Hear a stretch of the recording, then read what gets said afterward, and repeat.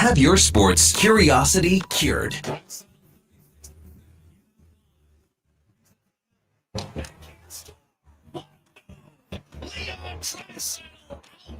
Casey Smith and tucks it inside the right post. A veteran of the sports reporting game for over 25 years. 2nd and 17. Now has time. Intercepted. Sauce Gardner's got it. And the Jets are in business inside the Buffalo 20. Breaking down Edmonton's favorite teams.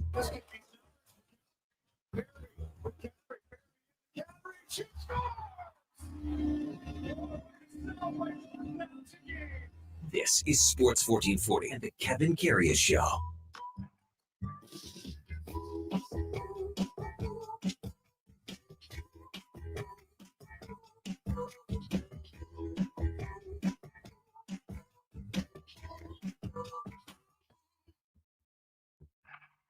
All right, here we go for Saul 536, Thursday, November the 6th. Hey, good morning. Welcome to the Kevin Karius Show on Sports 1440 on your AM radio dial. So glad that you could check in with us. We're presented by Sports Select. So glad that they're along with us on your AM radio dial on your morning drive into work or wherever you're heading out on a Thursday morning. Man, a little bit of not sleet, but maybe rain that could be turning into some sleet, maybe some snow here in the forecast coming up. But boy, next week is looking really, really good here in the City of Champions. Yeah, so glad you're with us on a Thursday morning. You can also watch us on YouTube at Sports 1440 AM.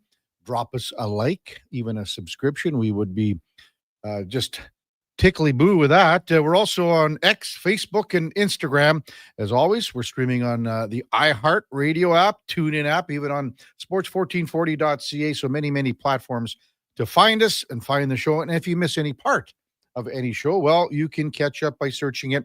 The Kevin Karius Show on Apple. It's on Spotify, Google, even Amazon. Be sure to subscribe, select the auto download. You'll never miss a second of any show. And, of course, our text line, hopefully, will be humming along as usual. Give us a shout at 833-401-1440. If you'd like to talk to us the old-fashioned way, also give us a call on that same line, 833-401-1440, and we can have a conversation, as they say. Breaking news this morning. Jordan Binnington has been charged with theft under 99 cents with the potential of that 99 cents to go up into the thousands of dollars after stealing the puck of Alexander Ovechkin after it went into the net and he tried to hide it in his pants. No, just kidding. But it was the biggest heist since Lufthansa back in 1978 at JFK, which was one of the parts of the great movie Goodfellas. I'm not sure if you remember it. Jimmy the Gent. Henry Hill. I don't think Henry was at the heist. Jimmy the Gent was. The greatest heist last night after Alex Ovechkin's 900th career goal by Jordan Binnington.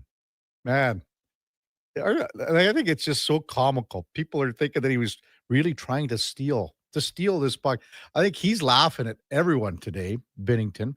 The Caps, as everyone maybe has seen the highlight of once Alex Ovechkin scored the 900th goal of his career. Ends up, the big celebration in the corner. Binnington grabs the puck, skates away from the crease area, the net area, and tries to tuck it in the backside of his pants. And for some reason, the TNT cameras, that was who was doing the game last night, they see this alleged heist on video. I guess maybe we have to use the word alleged, because this is it's a crime of passion here. The TV audience would have seen it, I would imagine, probably before the fans in Washington, because I would imagine their eyeballs would have been on Ovechkin and, the celebration. First player at 900, man, it's a big, big deal. So then the play continues, and Binnington goes back into the crease area, and he's trying to pretend, I don't know what's going on. What are you guys talking about? This and that. I think the linesman's name was Michel Cormier. I would imagine that somehow over the course of this, he either saw what happened or the TV cameras relayed it down. And then he goes and gets the puck and goes to ask to Binnington, hey, where's the puck? And Binnington's like, I don't know what you're talking about. I don't know. Like, so anyway, the puck finally comes out of Binnington's pants in the backside. And, well, I mean, it's Ovechkin's puck, I guess. I would imagine at some point maybe it goes to the Hockey Hall of Fame. Maybe it doesn't. Who knows? That was the game winner for the Caps. 138 game winners for Alex Ovechkin. Binnington got pulled. He gave up 4 goals on 15 shots. Binnington was unavailable for comment after the game. The greatest heist since Lufthansa, 1978 at JFK. I think a lot of people found some humor in it. I thought it was funny. I don't think he was really trying to steal. Like, pretend there were no cameras on him, pretend no one saw it. I don't think at the end of the day today, like, Jordan Binnington's going home and saying, guess what I did? I got Ovi's 900th puck. I think at the end of everything, he would have given it back to him or whatever. It was a crazy night in the NHL, was it not? By the way, the Oilers are traveling back today. They spent yesterday in Dallas following that 4-3 shootout loss on Tuesday night. So yesterday, the team thing, the whole bit, they did whatever they did and whatever they down in Big D. Fly back today, practice tomorrow. Colorado's here on Saturday. Then you've got the Columbus Blue Jackets that are here on Monday. And then after that, it's on the road again. And it's back-to-back. They play Columbus 2 times in 3 days. That's come on now. So Columbus is here on Monday. They head out on Remembrance Day, the Oilers do. They got Philadelphia and Columbus back-to-back. And then in Carolina on the Saturday night, a day off when they go to Buffalo. On the Monday, the 17th, day off. And then they've got a back-to-back with Washington and Tampa Bay. A day off, and then the finale of a 7-game long road trip. And that's the big one everyone will be watching. It's the defending Stanley Cup champions and the defending Western Conference champions, the rematch of the last 2 Stanley Cups in Florida on the 22nd of November against the Big Cats. Florida toiling at the bottom of the standings in the Eastern Conference. Oilers hovering around 500. We'll see how the road trip shakes down, but that is the game that everyone has circled on their calendars. Last night, Macklin Celebrini continues his torrid pace.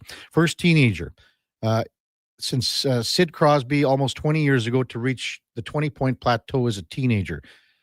Celebrini added 1 more. He's tied for the league lead in scoring, Macklin Celebrini is, with Connor McDavid with 21 points. That's how good this young player is and how great of a start he is.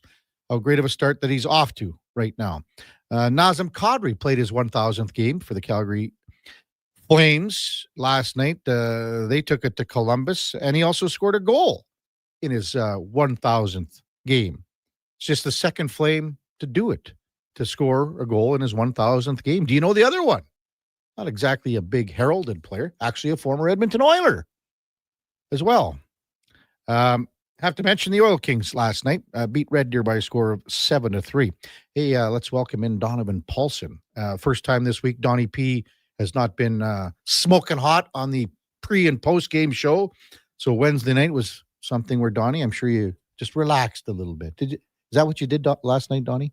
That's exactly what I did. Good for you. For the first time in a while, I got to sit down, lie down, if you will, take a nap.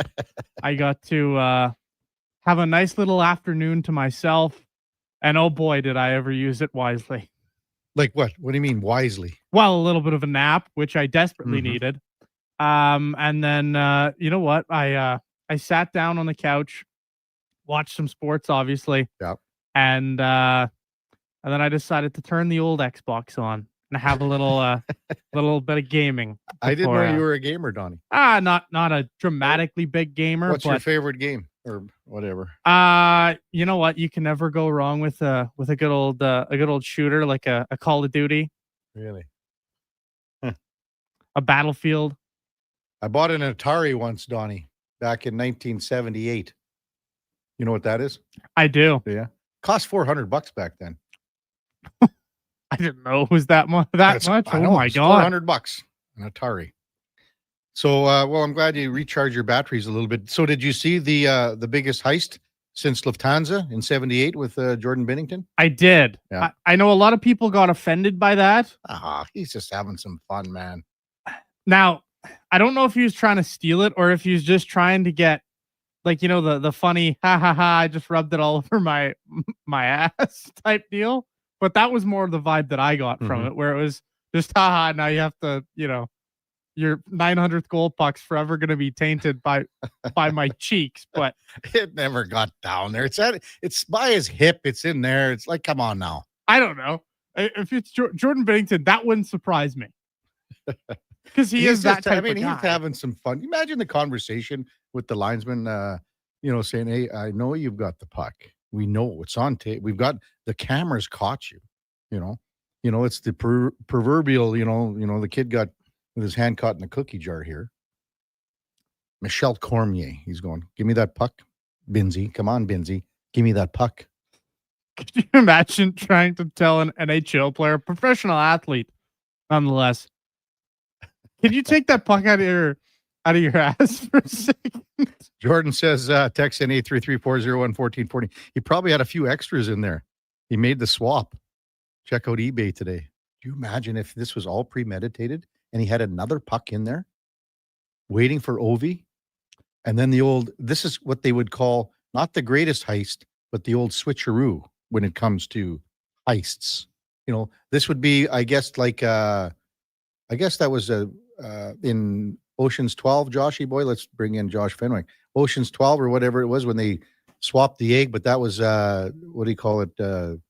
Superimposed or something like that. The egg. Yeah, that was actually Ocean's 13. 13, okay, Yeah. Whatever it is. I don't know. There's about 27 of them. Okay. So anyway, the egg is there, but the egg wasn't really there anyway. No, it was just a it's true. superimposed. They pull a switcheroo in every one of those movies. Yeah. They switch the tapes in the first one so that they can't see him in the vault. A And then they switch switcheroo. it. Then they switch their own tapes with different tapes to make it look like people are in the vault. It's insane. It's the switcheroo. Man.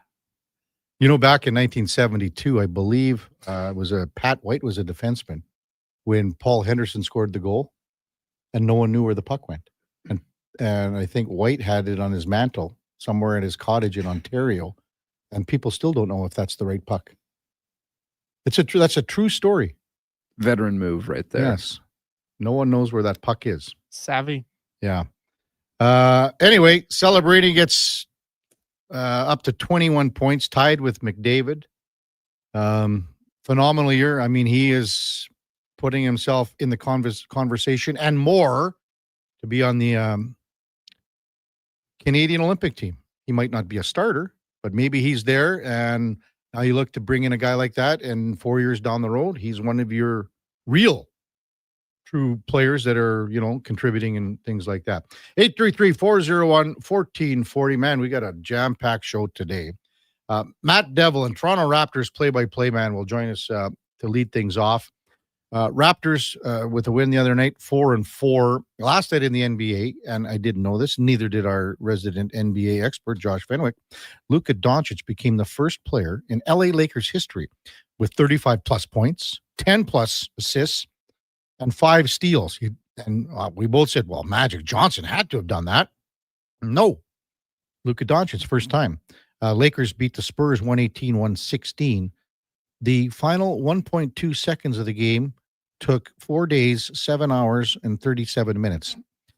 Just kidding. But it was 1.2 seconds in almost 7 minutes of real time.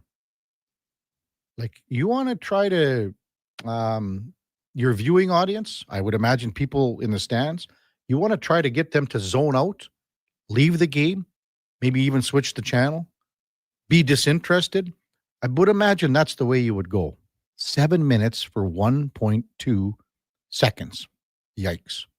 Anyway, Matt Devlin will be with us leading things off. We've got the double barrel shotgun for hockey insiders. Mark Spector from Rogers Sportsnet. Frank Saravalli from Victory Plus TV. We'll get Frank's thoughts on the big Lufthansa heist from 78, comparable to the heist of Jordan Binnington. And again, maybe it is the switcheroo. We don't know that.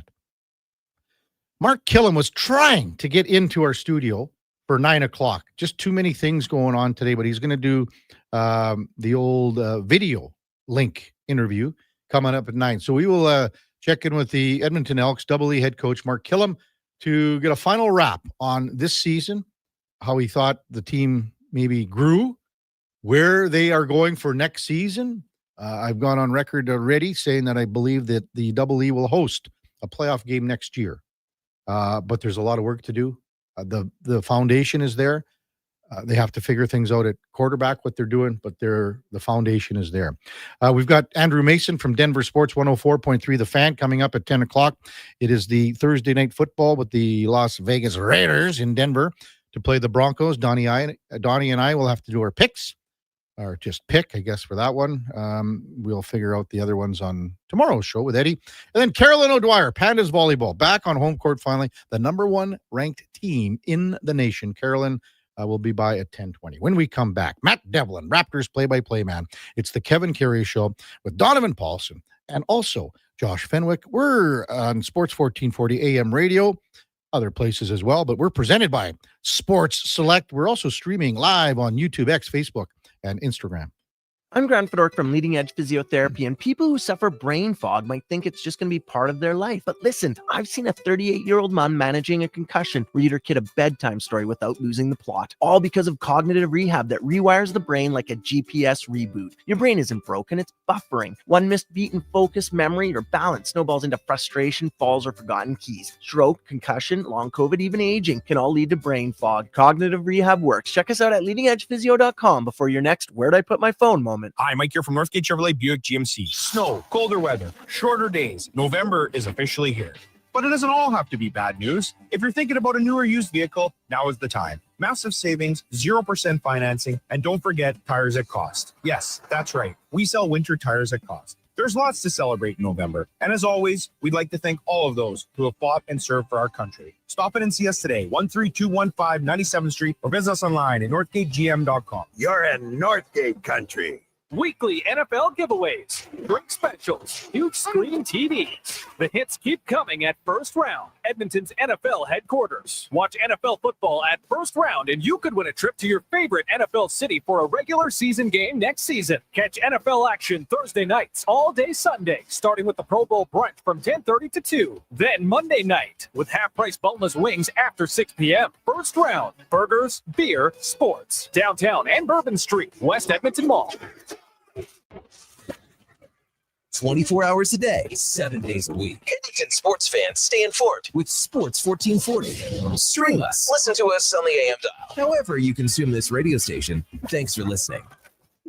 Bring in the new year with a Canadian country legend. December 31st, in concert at the Silent Ice Center in Nisku. Brett Kissel. She drives me crazy. Multiple CCMA and Juno Award winner, platinum-selling recording artist, and top 10 hitmaker. Celebrate the new year in Alberta, country style. Bring your friends, your cowboy boots, and your party spirit for a night full of hits, celebration, and unforgettable memories. The countdown to 2026 starts with Brett Kissel live on stage. Get your tickets now at silenticecenter.com/events. They're not just a grocery store. They're a butcher, a baker, a cafe, deli, rotisserie pizza, and restaurant, all under one roof. Loca Quality Market does food differently with 2 locations to serve you. Edmonton and Sherwood Park. Visit loca.ca.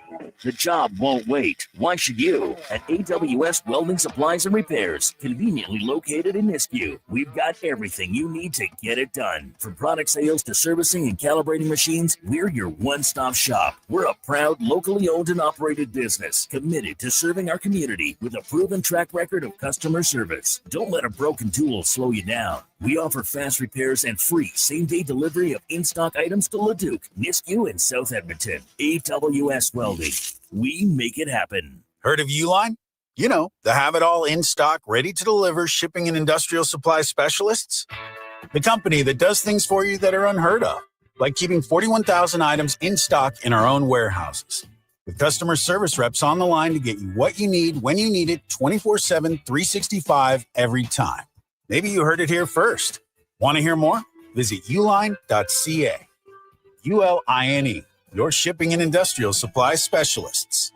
Legacy Heating and Cooling jingle auditions take one for Gene Principe. Are you ready, Gene? Ready? I'm not just here to make a thermo a couple of bucks. I'd never just microphone it in. Take one. Call Legacy. Call Legacy. Nice. Boom! I'm a musical genius. Legacy's going to love this for furnace season. What's not to love with no interest and no Principe payments for 1 year? Are you always like this? Yep, unlike a furnace, I have no filter. Legacy Heating and Cooling.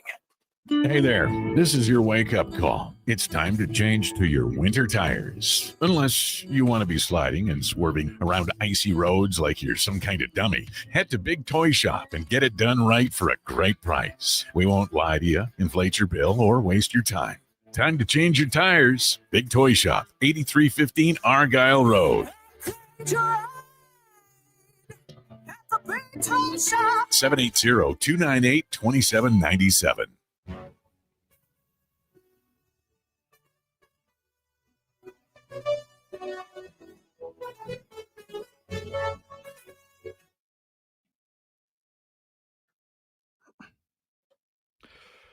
Portions of this hour brought to you by Nectar.io, transforming field data into boardroom insights. Nectar.io is the all-in-one solution for your fleet, safety, time tracking, and materials management needs. Nectar.io, your business made better.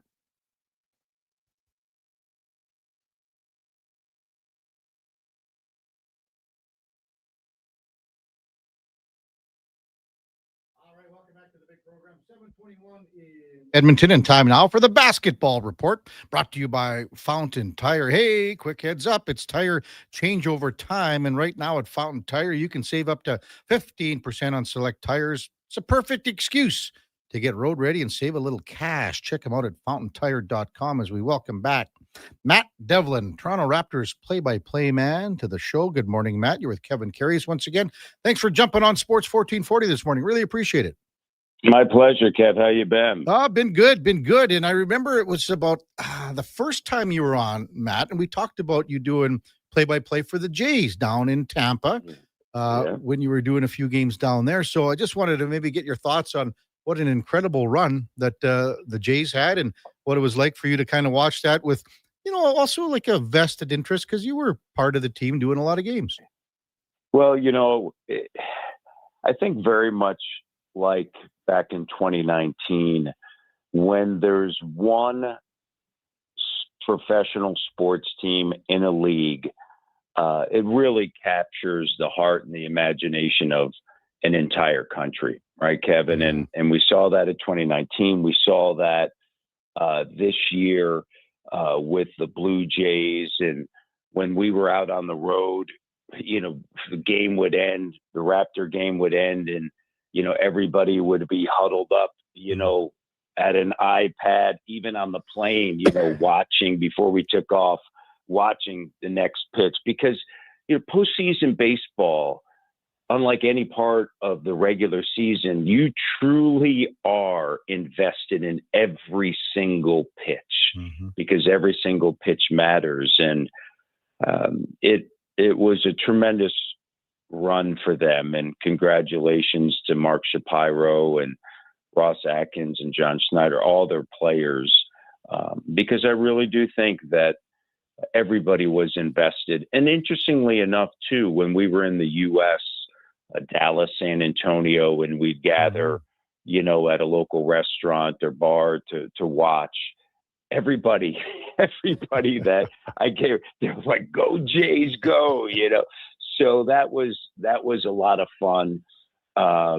And when we were in San Antonio, after our game there against Victor Wembanyama, that was the 18-inning game. We gathered in a room. There was like 30 of us, and nobody left prior to that final out. And so those are the things that people, it's special. They had their opportunities, as we know, and that is a World Series that will be discussed not for a week or 2 weeks or for a couple years. That goes down in history. And there are so many different parts of Game 6 and Game 7 that you can analyze. But at the end of the day, the Dodgers won, unfortunately, for the Blue Jays, and the entire fan base, but it was a magical ride. It really was. No question. What was the feeling? What different feeling was it for you? I mean, and just kind of looking at it a different perspective, because, in 2019, obviously you're wrapped in that bubble. Everything is going down with the playoff run, and it's different. So as you say, you guys were doing little things this time around. But what was different just for you, maybe comparing because the two? Well, I think I got to experience what I heard so many fans and friends and family tell me, because it's a good point. When you're there, you're doing it. You literally, everything in the world is going on around you, but your sole focus is that series, right? Or is that postseason run. But you hear of, oh, hey, I was over at this place and you wouldn't believe what happened with. And so very much the same thing. Game 7, went to, a neighbor's house, friends all gathered around. I didn't experience that in 2019, right? I experienced it once, on the street when I came home, because all the houses were lit up where I live, and, all the neighbors were gathered at a house, and they're like, Matt, they're all kind of waiting to see me drive down the street, and that's when we had captured the Eastern Conference Finals, going on to the NBA Finals. And so, I parked my car and, ran up the street and, hung out with them for a while. But I think that's, that community aspect of it. It's just so special. It's what we love about sports. No kidding. Because we can, gather in victory and we can gather in sorrow, and it brings everybody together. It's the beauty of it all. Yeah, well said. Matt Devlin, Toronto Raptors play-by-play man, with us on the Kevin Karius Show on Sports 1440. So Raptors get going with a kind of a longer 5-game road trip here tomorrow in Atlanta. How would you assess the team so far, Matt, after 8 games and a 4-4 start? Well, the first game was electric against Atlanta. They did exactly what they wanted to do offensively and defensively. Raptors will see Atlanta tomorrow in Atlanta again. So I would expect it to be a little bit of a different pace. But then, unfortunately, they came back. Milwaukee, Giannis was brilliant in that game. They lose by 6.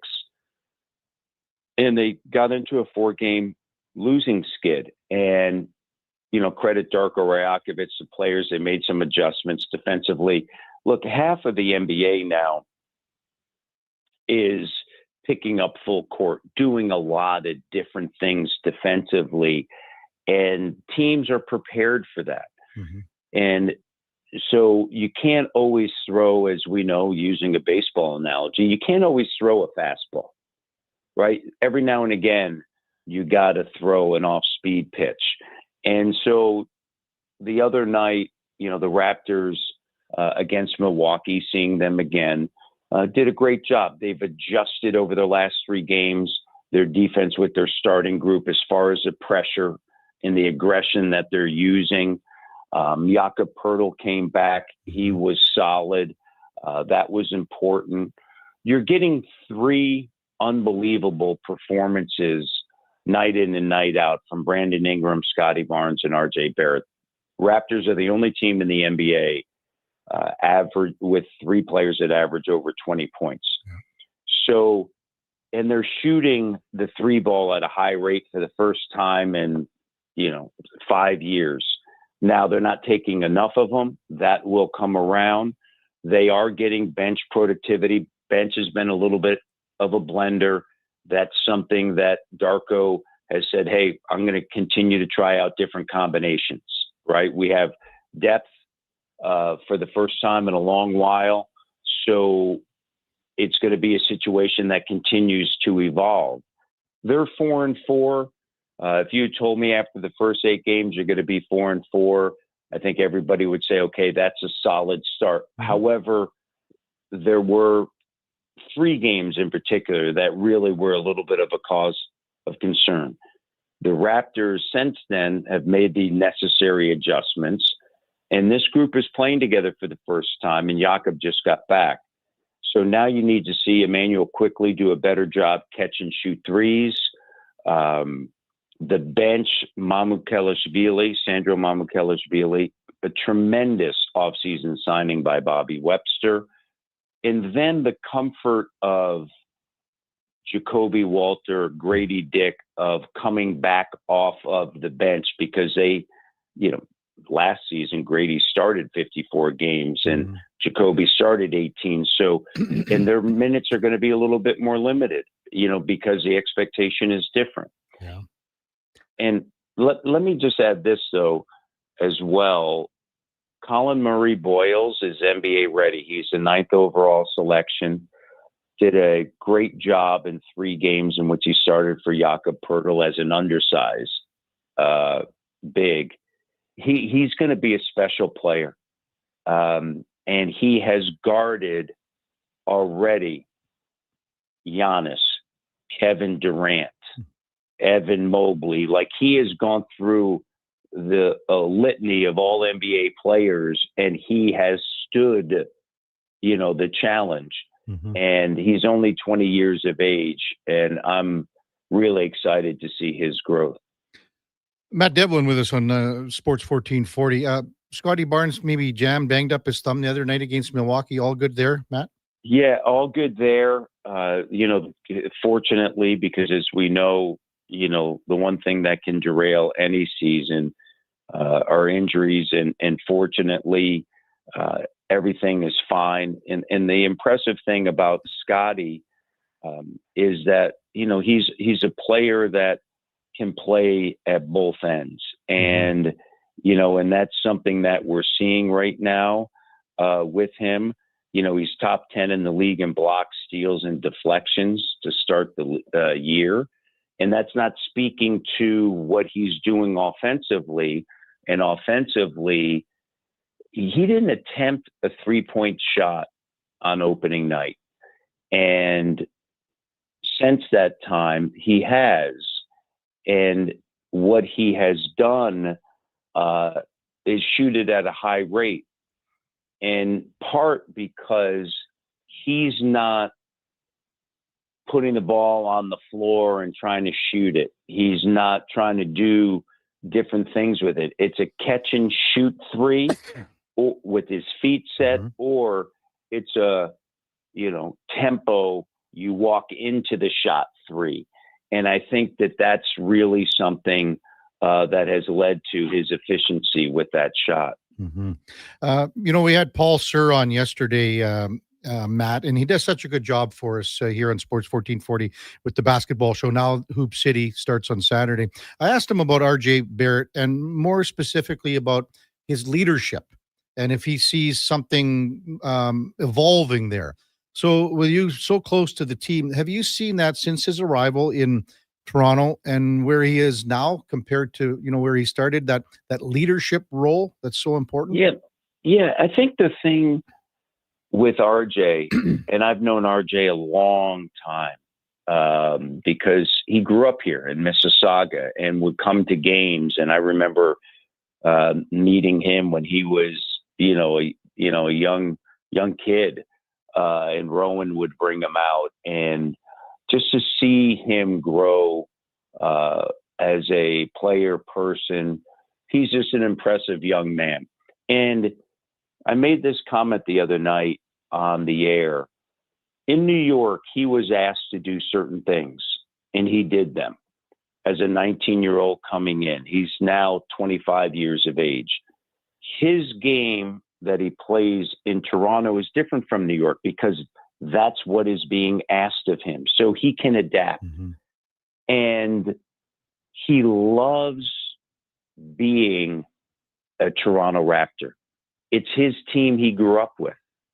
And, he is somebody that is passionate about the city, passionate about the country. He represents the country, as did his father, at the senior men's national level.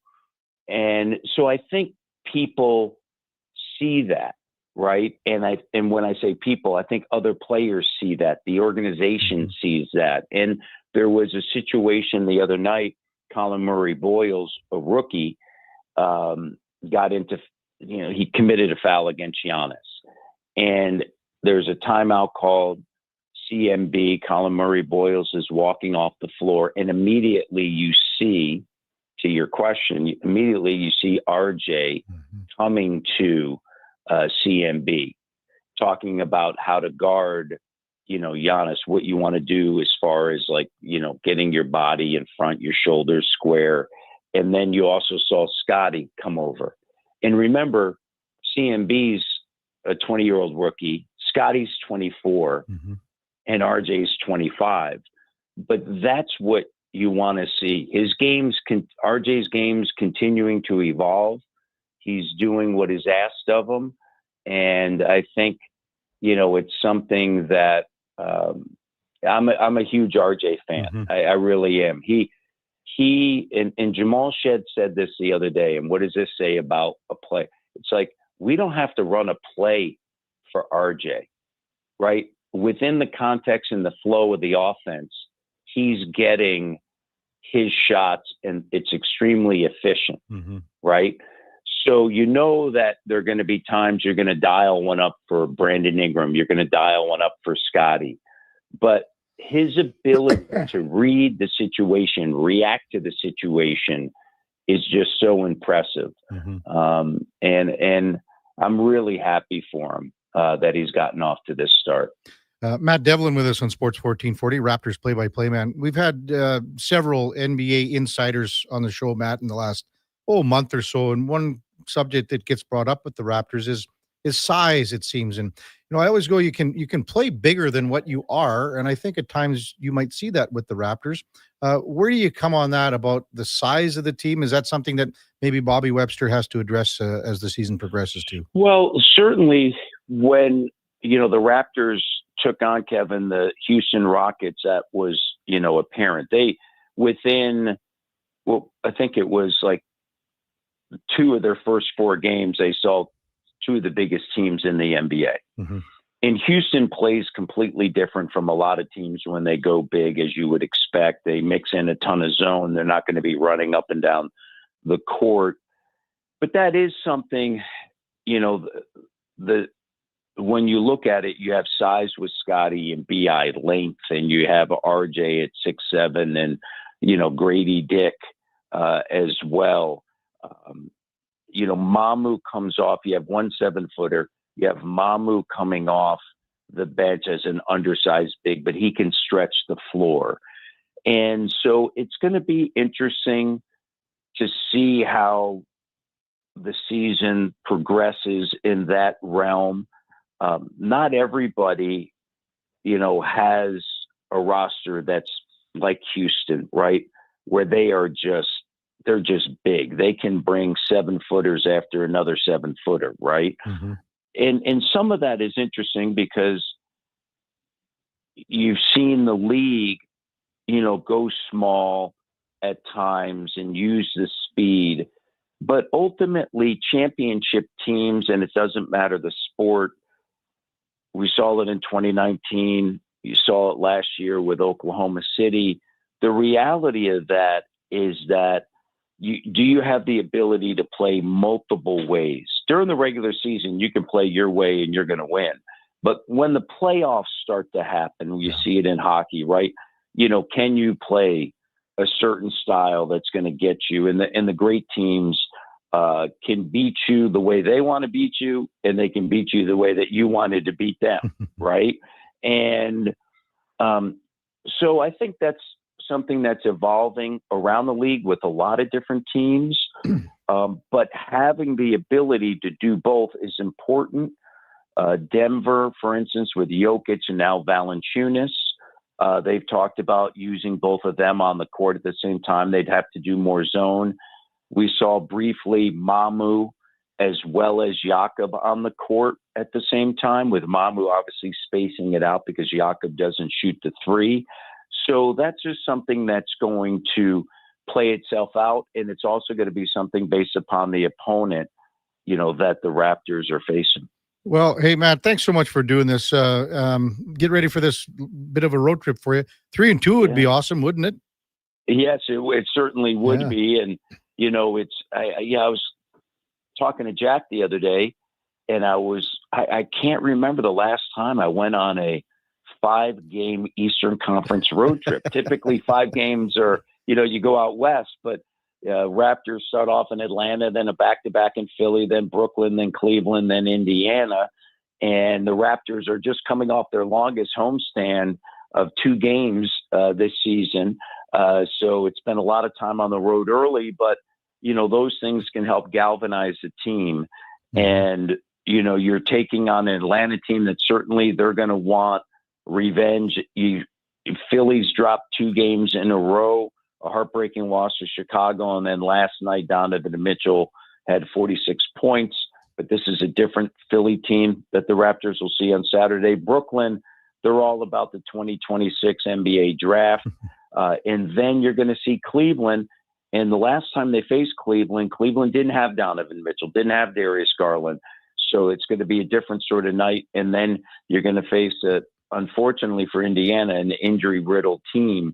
But if the Raptors can come away, to your point, 3-2 on this road trip, it would be, a successful one. Hey, Matt, again, thanks so much for coming on. Have a great road trip. We'll talk soon. All right. Sounds good. Bye. That's Matt Devlin, Toronto Raptors play-by-play man on our basketball report, brought to you by Fountain Tire. And again, a quick heads up, it's changeover time, and you can save up to 15% on select tires. Check them out at fountaintire.com. Yesterday with Paul Suri, I must have put the kibosh, the jinx, the whole kit and caboodle on OKC, apparently, eh?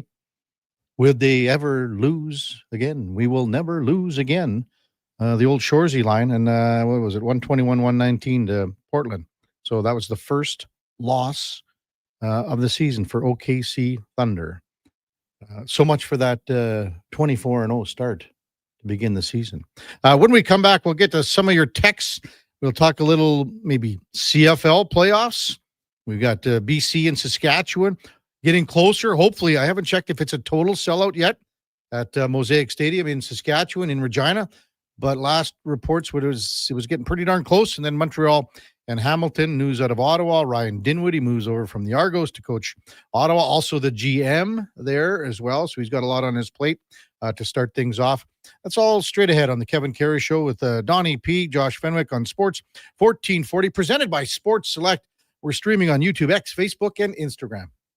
You know your neighbor, right? The one who watches your house when you're away, who keeps their yard looking nice, who says hello every day. That's us, GS Construction. Now, we probably don't live right beside you, but we do live in your community. And when it comes to water and wastewater infrastructure, moving along smoothly, we're the ones doing that work. GS Construction has been doing it since 1974, over 50 years. So you could say we are your neighbors who wear hard hats and work boots. To find out what your neighbors do, visit gsconstruction.ca.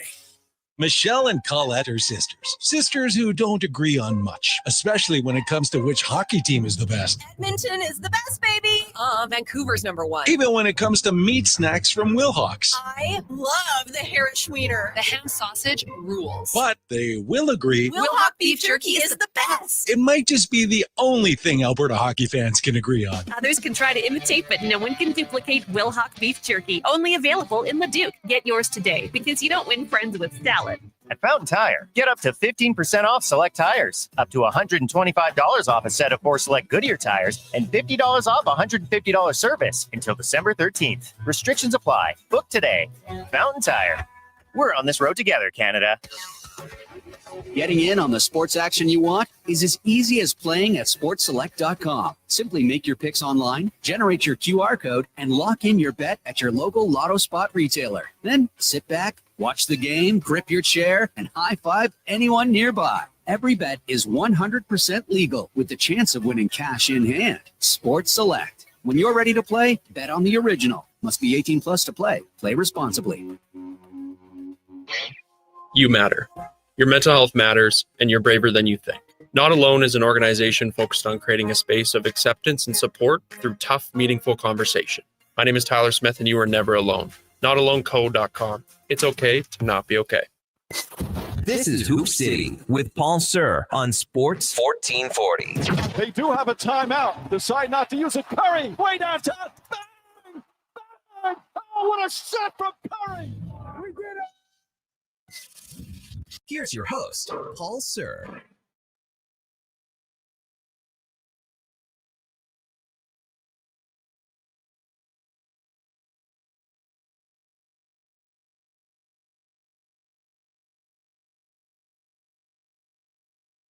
This is the Kevin Karius Show on Sports 1440, a proud presentation of Sports Select. In store or online at sportselect.com. Please play responsibly.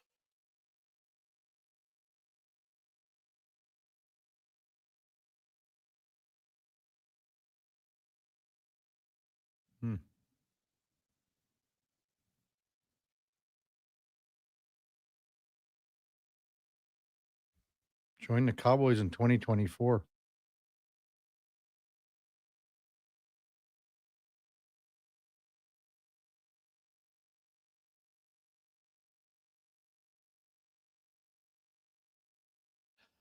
All right, welcome back to the big program, 746 in Edmonton. Kevin Karius, Donnie P, and Josh Fenwick with you on a Thursday morning. So glad you could check in with us on Sports 1440 on your AM radio dial. We're also streaming on YouTube, X, Facebook, Instagram. And the Kevin Karius Show is presented by Sports Select. Get in on the action. We got NHL hockey tonight. Also, Thursday night football. The Raiders and Denver. Bet on the original at sportselect.com. It's 100% legal. You got to be 18 plus. Please play responsibly. Kind of sad, surprising news, and not totally sure what happened here regarding the Dallas Cowboys. Defensive end Marshawn Nyland has passed away at the age of 24. That's reported by Adam Schefter from ESPN moments ago. Defensive end, he was a second-round draft pick in 2024. Cowboys statement, it is with extreme sadness the Cowboys share that Marshawn Nyland tragically passed away this morning. Beloved teammate, member of our organization. Thoughts and prayers regarding Marshawn are with his girlfriend Catalina and family. That's a statement from the Cowboys. Second round pick in 2024. Josh Fenwick did a little research saying that he's been in 7 games this year, started 3 of them for the Cowboys. But obviously, if it's a second round draft pick in 2024, out of Western Michigan, I believe, that is, someone I would imagine that the Cowboys were building around and thinking that he was part of this future. So we'll kind of continue on that story as we progress over the course of the morning. Again, the Thursday nighter, Las Vegas in Denver. I believe the last spread was 9.5. Donnie P and I will have to get into this one. I believe it is my first selection, Donnie P. Is that correct? It is your selection. We'll be throwing in the 3 more games on Sunday, courtesy Eddie Steele. Actually, 2 Sunday, because we do Sunday night as automatic, and then Monday night is automatic as well. Eddie will give us 2 more tomorrow morning. So what was the record last week? You 3-2. Oh, 3-2. A rare win in a week for me. That'll nibble away at the Duke's massive lead here. Just had to give you a false sense of hope, Kev. What if a guy comes out and pumps out about goes 4-1 this week? Well, that would be a miracle for you. Mm-hmm. That's not going to happen. Yeah. I'm not going to let that happen. I'm going to motivate these guys myself if I have to. Bob says, I believe he's saying -11 with snow in Regina this weekend. Is that the forecast for Regina and Saturday's game? Man, get on that Regina forecast. Let's have a look. 833-401-1440. Coming up top of the hour, we got Mark Spector, followed by Frank Saravalli. NHL last night, and we touched on a few of the news and notes regarding Alex Ovechkin and his 900th goal. Capitals beat the Blues by a score of 6-1. Bennington got the hook after 4 goals on 15 shots. And then before that, he tried to pilfer the puck. Toronto Maple Leafs beat Utah 5-3. Columbus was in Calgary last night. The Flames beat the Jackets 5-1. Also in that game, Nazem Kadri, his 1,000th game, scored a goal, just the 62nd player in NHL history. What are we at? About 412 players now with 1,000 games, something like that. 62nd player to score on his 1,000 game night. The second Flame. Do you know who the other one is, fellas? The other Flame to score in his 1,000th game. Come on, Donnie P. Do you know? You know what? I actually have no idea. Kev. Former Edmonton Oiler. You said that earlier, but then I still had no idea. Come on, Donnie. Chicago goes into Vancouver, beats the Canucks 5-2.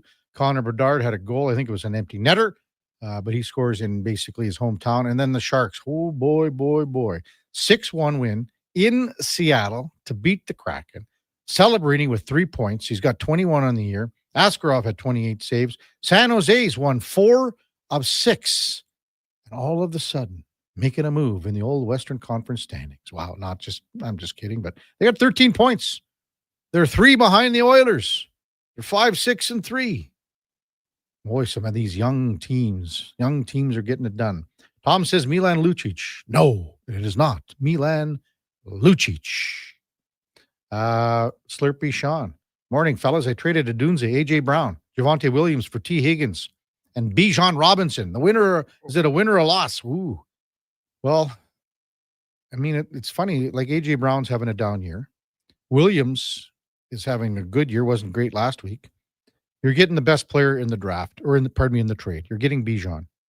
You must have enough depth at running back and probably receiver to give away Odunze and Brown to just take in Higgins. I'll take it as a win because you're getting the best player, and obviously you are playing someone else that equals this out. Is it a 3-for-3? So you got someone else, I'm imagining, that on your bench that will even things out and take you over the hump.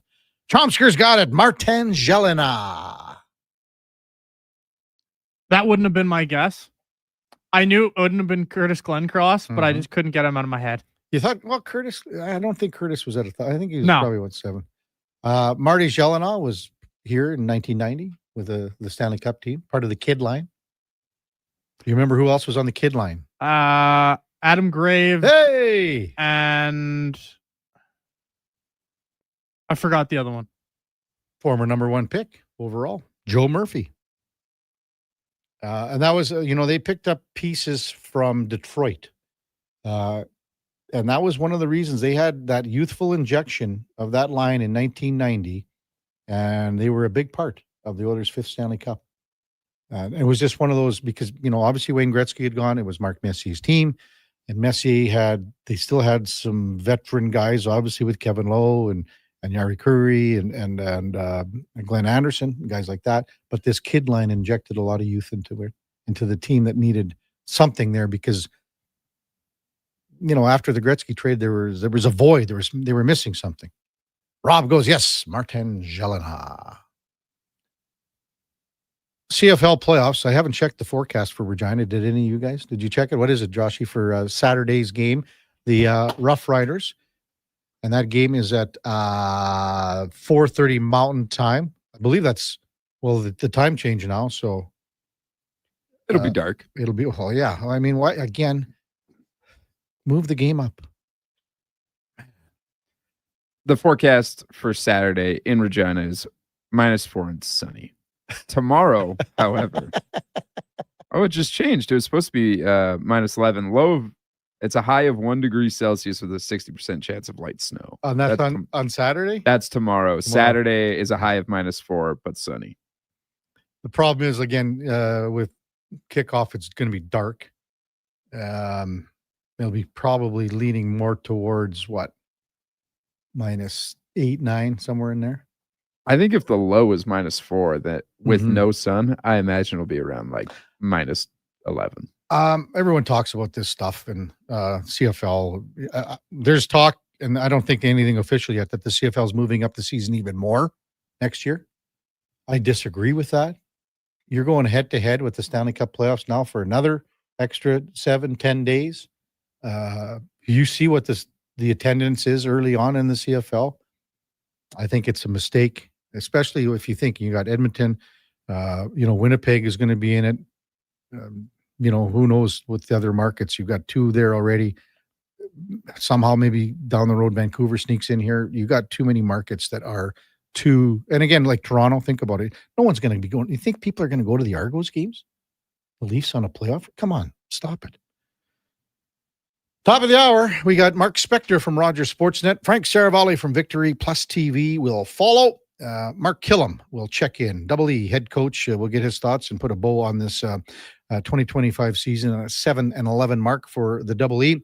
Andrew Mason at the 10 o'clock slot, plus Carolyn O'Dwyer from Pandas Volleyball to follow. Before all of that, time now for a Sports 1440 update brought to you by Nectar.io.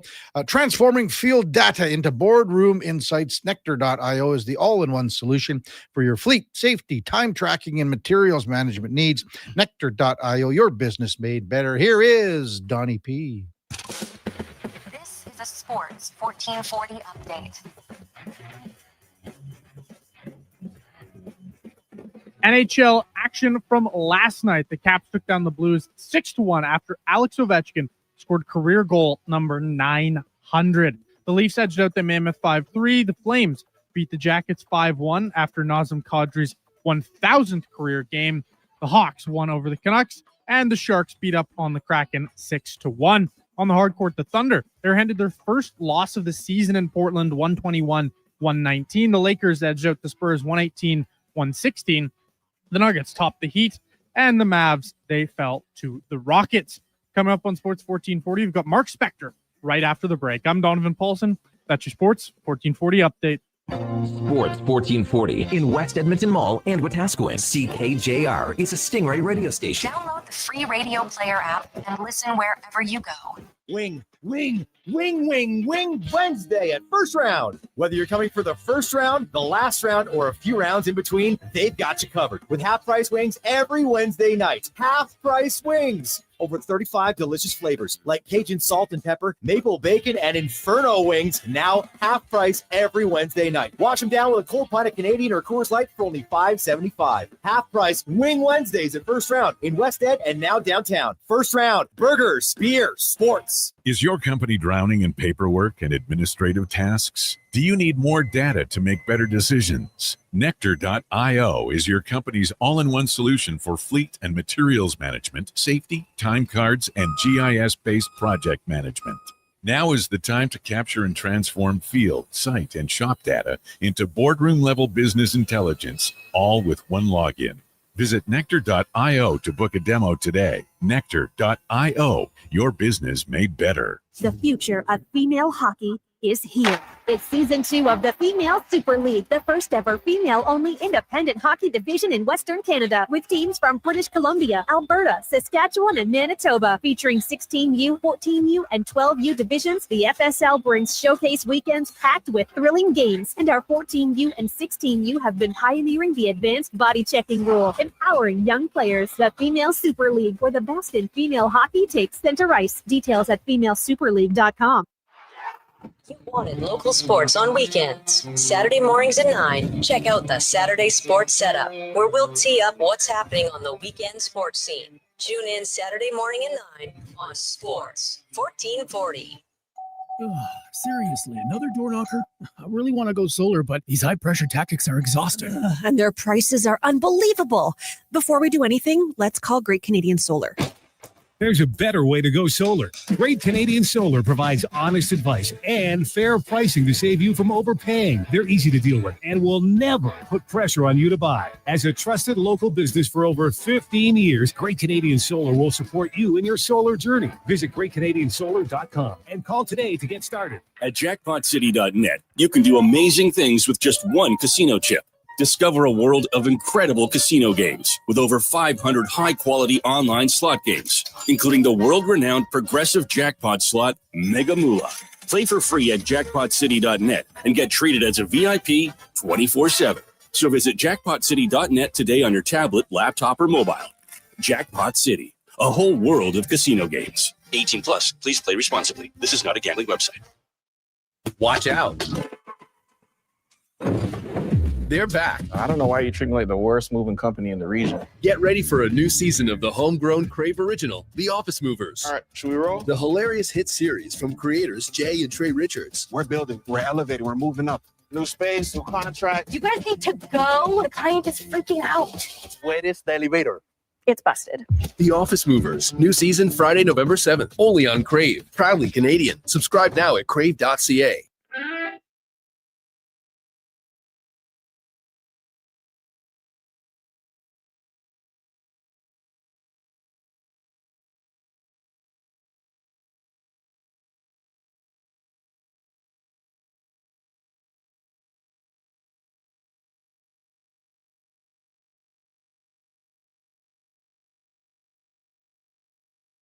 Just in time for the morning skate. This is the Kevin Karius Show on Sports 1440.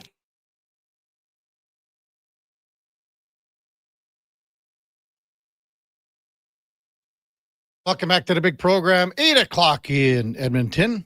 Thanks for tuning in to hour number 2 of the Kevin Karius Show with Donovan Paulson and Josh Fenwick here on Sports 1440. We're also streaming on YouTube, X, Facebook, and Instagram. And time now for On the Mark, brought to you by Northgate Chevrolet Buick GMC. Hey, it is a November to remember. Save thousands of dollars on new and pre-owned inventory with a great selection and the great people at NorthgateGM.com as we welcome in Mark Spector from Rogers Sportsnet. Good morning, Spec.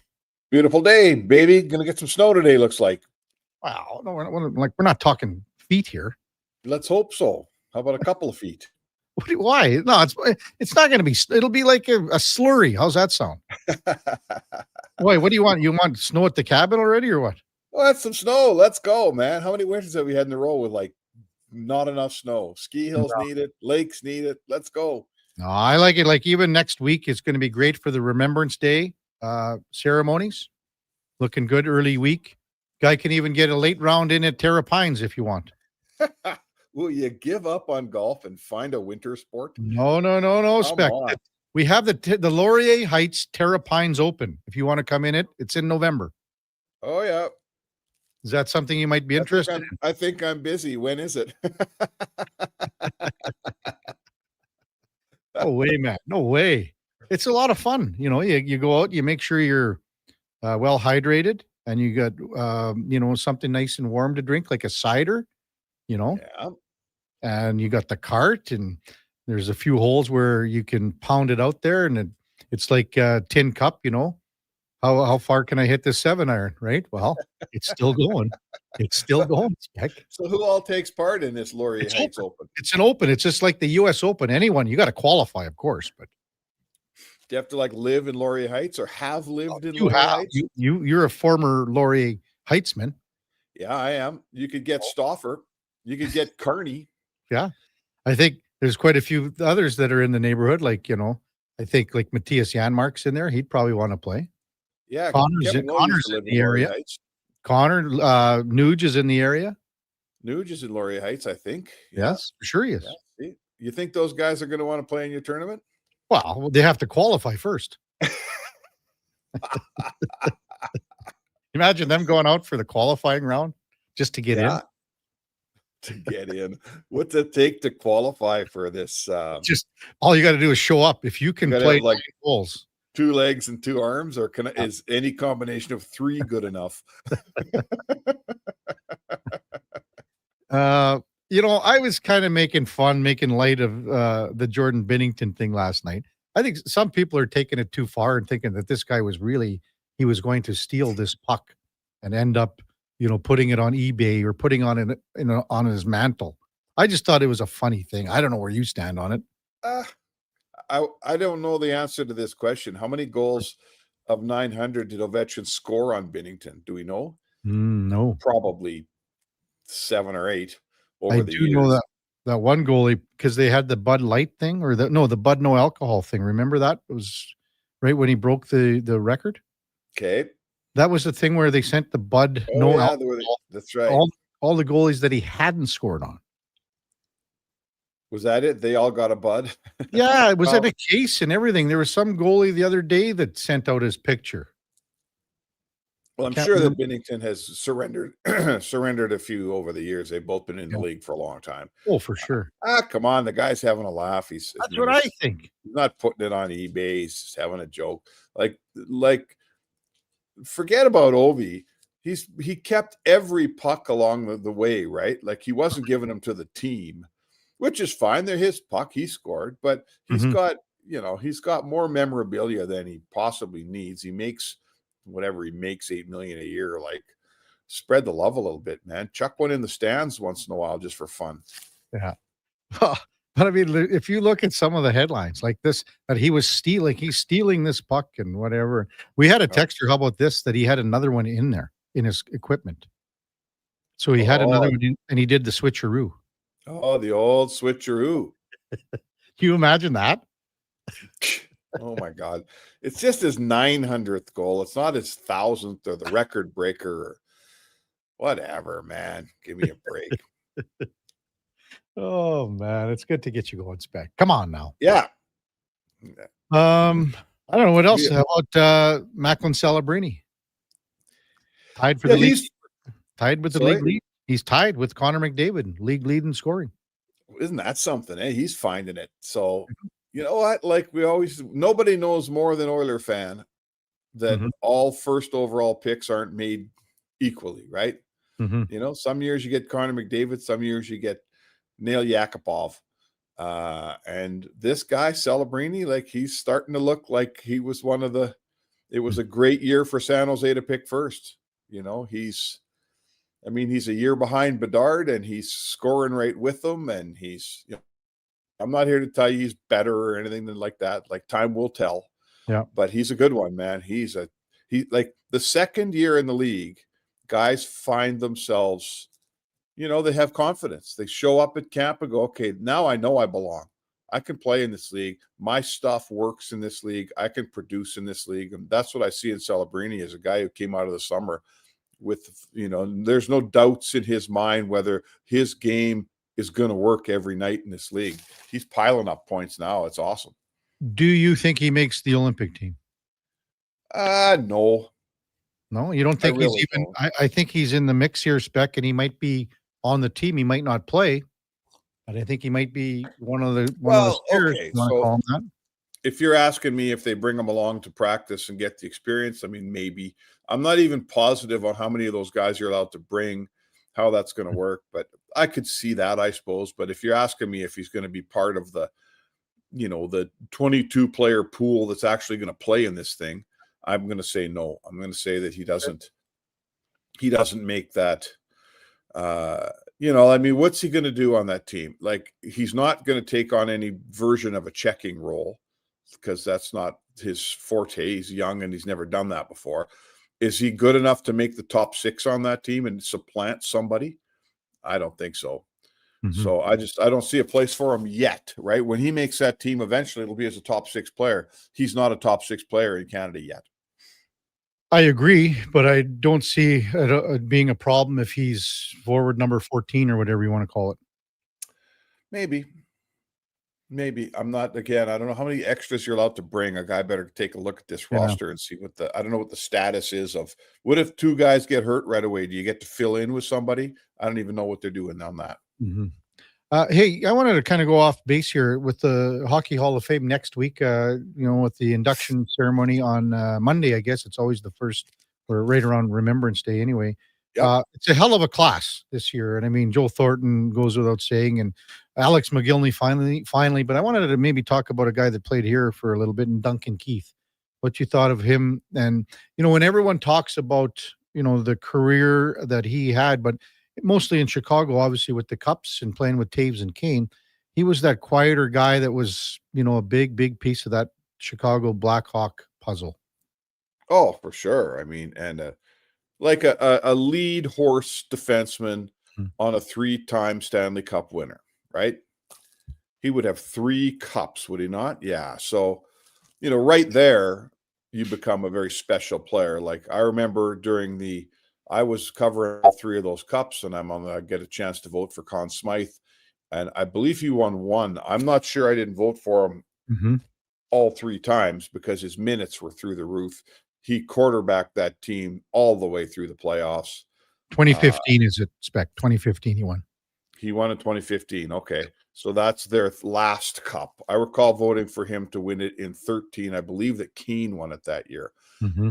But anyway, who cares how I voted? Doesn't matter. But my point is, like that team, you know, we all know how this works. When you get like the number one defenseman is rare. The great number one defenseman is even more rare. And this guy wasn't all offense. He wasn't just a power play. He did the power play and he quarterbacked your team offensively, but he also was very adept in his own zone. He could play. This guy was an all-around player, man. That pairing of Keith and Seabrook was you know, probably the elite pairing in the National Hockey League during that 5-year span or whatever it was, 6-year span that they won 3 cups. They were, you know, I don't think Doughty ever quite had a Seabrook. You know what I'm saying? I get those you. Two, yeah, those two guys, they were perfect, a perfect combination for each other.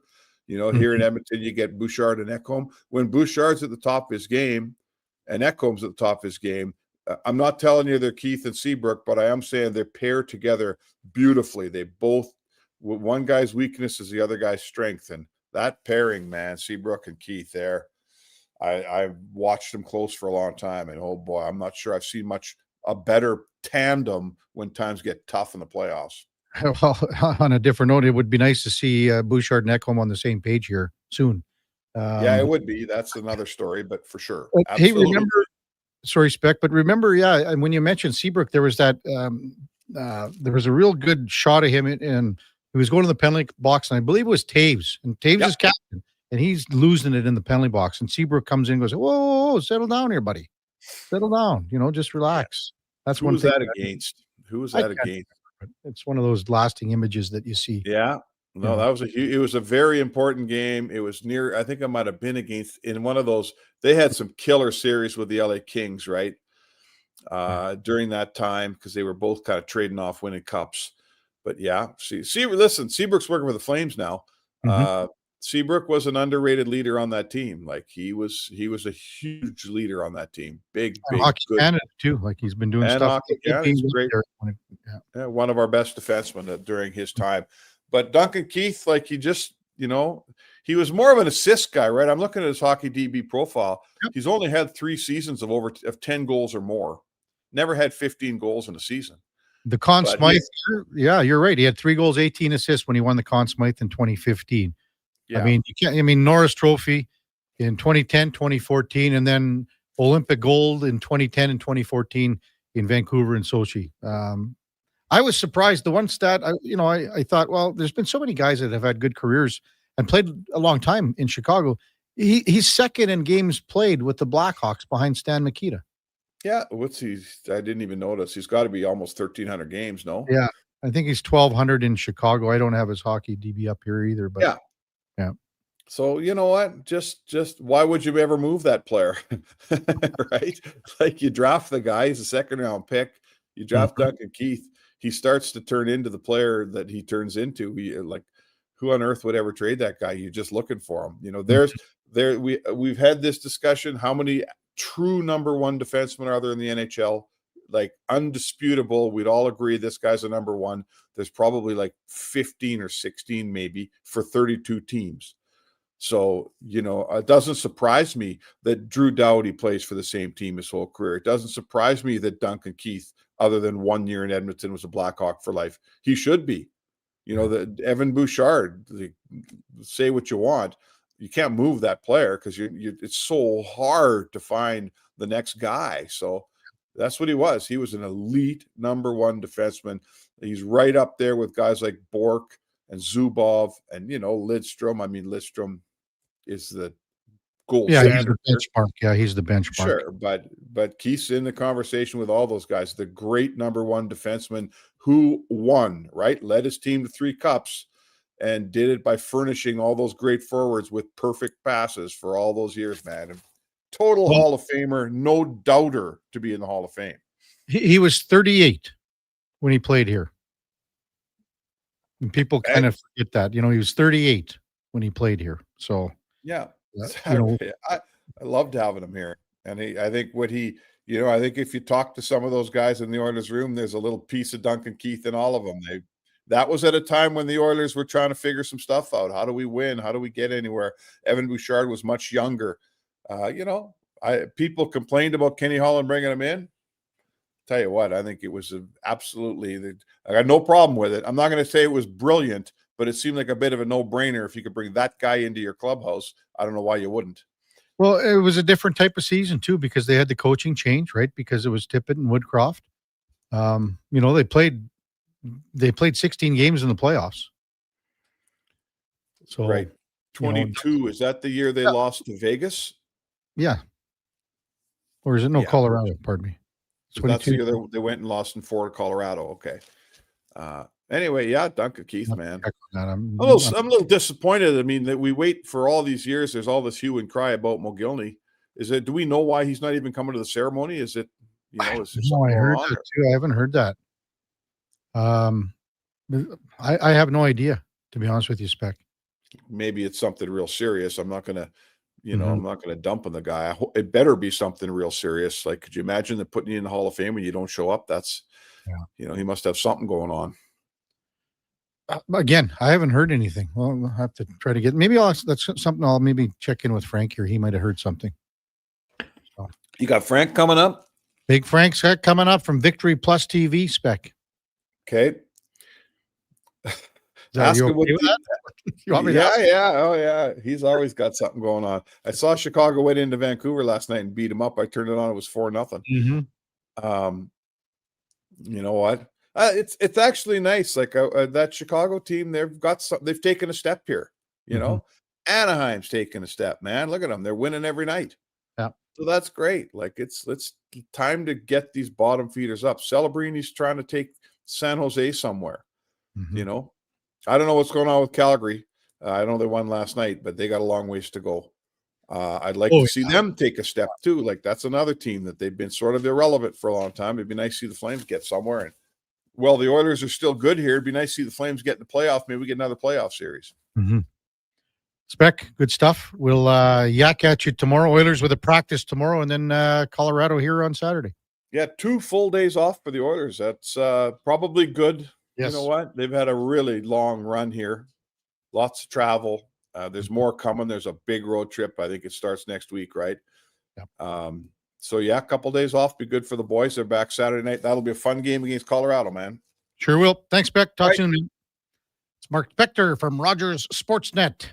Brought to you powered by Northgate Chevrolet, Buick, GMC. This truck's for you. When we come back, Frank Saravalli from Victory Plus TV. Right after the break, Kevin Karius, Donnie P, Josh Fenwick with you on Sports 1440, presented by Sports Select. We're streaming on YouTube, X, Facebook, and Instagram. Ready for a silly hockey fans. Your partner in power just skated onto the ice. EWEL.ca, the new e-commerce website for electrical wholesalers Edmonton, is ready for the power play 24/7, 365. UL skates to where the puck will be in 5 years. Now that's forward thinking. Killer selection, slamming products from the best brands, and legendary service. Don't sit on the bench. Get your account today at EWEL.ca and win that project. Plug into your partner in power. Get an EWEL.ca account today. Today on Hey Culligan, how smart is your water? Here's Tracy. Hey Culligan, I think my water might be dumb. Good news, Tracy. Your water's not dumb. It's just not talking to you. You can make my water talk. No, but the new Culligan Smart Drinking Water System can talk to your phone to tell you when your water filters need changing and help you meet drinking water goals. Now that's some brilliant H2O. You said it, Tracy, and we're already on the way. Let us help you out with a free in-home water test from a local Culligan water expert at Culligan.ca. Hey, sports fans, we've got a clear choice for you. At Crystal Glass, we provide customers with the perfect glass for any job. From home to auto and even commercial, installation or repairs, we're your team. Call 310-GLASS or visit crystalglass.ca. Crystal Glass. Get Black Friday prices now at The Brick. Skip the line and save big. Get 65% off genuine leather and reclining sofas when you buy the matching Love Cedar chair. Plus, get up to 25% off bedroom and dining furniture. And buy more, save more. Get up to an extra $1,000 off select major kitchen appliances. Mattresses are up to 40% off. And with every mattress purchase, you're entered for a chance to win a cruise. Some exclusions apply. See in-store for details. The Brick, saving you more. This hockey season, before every game, check out the pregame show with Andrew Walker on Sports 1440. It's brought to you by Titan Supply, your only source for rigging, lifting, and hauling products. Visit titansupply.ca. When you have lifting and material handling needs, Northwest Crane delivers. Western Canada's Sandy dealer, backed by the industry's toughest one. 3 years, 3,000 hours, no compromises. They service all crane makes and models with skilled technicians and deep industry expertise. Alberta owned with locations in Leduc and Grand Prairie and fully equipped service trucks. Northwest Crane keeps your operation lifting. For more information on sales or service, visit northwestcrane.com or call today. Whether you're a craft beer connoisseur or more of a wine aficionado, there's always something new to discover at Sherbrooke Liquor, a unique family-owned independent liquor store. The selection, incredible. The non-alcohol section is also very impressive. Sherbrooke Liquor, expert, knowledgeable staff with a passion for unique finds. More than just a liquor store, we're a community. Alberta's best, the one and only Sherbrooke Liquor. Wine, spirits, and oodles of beer. Visit SherbrookeLiquor.com. This hockey season, they're all in at Metal Supermarkets. They were even practicing the wave around the lunchroom table. Till Bob's soup splattered everywhere. I'm so hungry. Poor Bob. Oh, well, gotta love the passion. Speaking of which, their team is all in on cutting metal to your exact specifications. And fast. Metal Supermarkets, the local convenience stores for Southside, West End, metalsupermarkets.com. Wendy's most important deal of the day has a fresh lineup. Pick any 2 breakfast items for $4. New 4-piece French toast sticks, bacon or sausage wrap, biscuit or English muffin sandwiches, small hot coffee, and more. Limited time only at participating Wendy's. Taxes extra. Prostate cancer affects 1 in 6 men in Alberta, and this November we're fighting back. Every dollar raised fuels early detection and life-saving support. Donate today for the men in our province. Visit keepitinalberta.ca to start your fundraiser or donate today. Every morning, you look in the mirror and see less of yourself. Hair loss can feel like losing a part of who you are. But it doesn't have to be that way. Hi, I'm Dr. Vance Elliott. At Advanced Hair and Skin Surgery, we understand the pain of hair loss. Our advanced hair restoration solutions won't just bring back your hair, they'll help you face the mirror with confidence. Good morning, you sexy beast. Visit drvanceelliott.com today because it's time to be the man you remember. I'm Rick Showers from No Bull RV, and if you're serious about selling your used RV, then I'm serious about getting you the money you want. You're not the only one who wants to spend the winter in selling mode rather than storage mode, and we're happy to help. People come to No Bull RV 12 months of the year, right, Rick? That's right, Bob. A used RV is one of a kind, which means when the one you're looking for comes along, customers quickly pounce on it. So if you've outgrown your RV or you're looking to upsize, downsize, or just turn it into cash, come see us at No Bull RV. You have to be serious about selling, though, right, Rick? Better believe it, Bob. This is for people who truly want their RV gone. If we're going to store your RV for free all winter, it has to be priced to sell. And that's why customers come to No Bull 12 months of the year. Because you never know when the perfect used RV is going to arrive. And if it's here, it won't last long. And that's No Bull. NoBullRV.ca.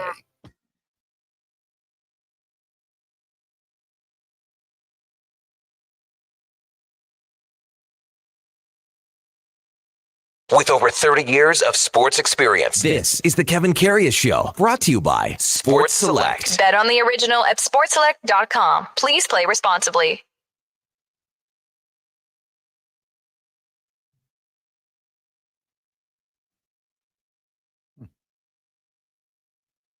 All right, welcome back to the big program. 8:23 in Edmonton.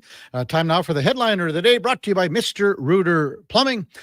Draining clogged pipes like 3-pointers for all your plumbing needs. Go to mrreuter.ca as we welcome in Frank Saravalli from Victory Plus TV. Good morning, Frank. Kevin, how you doing? Been a great day so far today. It's a little different with the Oilers having 2 days off. They're traveling back. from Dallas. They'll practice tomorrow and get ready for Colorado. Man, It should be a humdinger on Saturday. Yeah, a rare practice day, huh? Yeah, rare practice day. And rare time that they've had. This is the first time they've had 3 days off. I know all teams are like this, but it's going to be wacky with the schedule and how condensed it is. We see it every time with the Olympics and things like that. So, hey, before we get to all the stuff that happened last night, I just had Speck on. And we were talking about the Hall of Fame and Duncan Keith going in, and he played the 1 year here and was pretty good as a 38-year-old defenseman. But and I had heard that Alex McGillney wasn't going to be coming to the ceremony. Is this all on the flying thing, or what are we at here?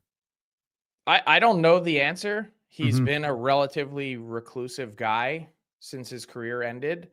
And he also didn't attend events in Buffalo when they went to honor him. So I would imagine that because the same thing happened in Buffalo, that's not related to anything with regards to the sanctions and Russia. I think it's just a guy that either maybe doesn't feel comfortable or doesn't want to make the effort. Yeah. Which is okay. You know what? That's his right. And I think it's a mistake that he doesn't go because it's the honor of a lifetime as a hockey player. But you know what? You also have the right to make that choice. I think maybe down the road, maybe he'll feel that, I wish I would have gone. But I mean, I get it with what you say. It's his right. It's just the thing is he's been waiting so darn long to get in here. Yeah, well, maybe that's part of it too. Maybe he felt like he should have been in a long time ago and is sending a message. I don't know. I wouldn't want to speculate. And frankly, he's a grown-ass man that can make his own decisions. Yeah.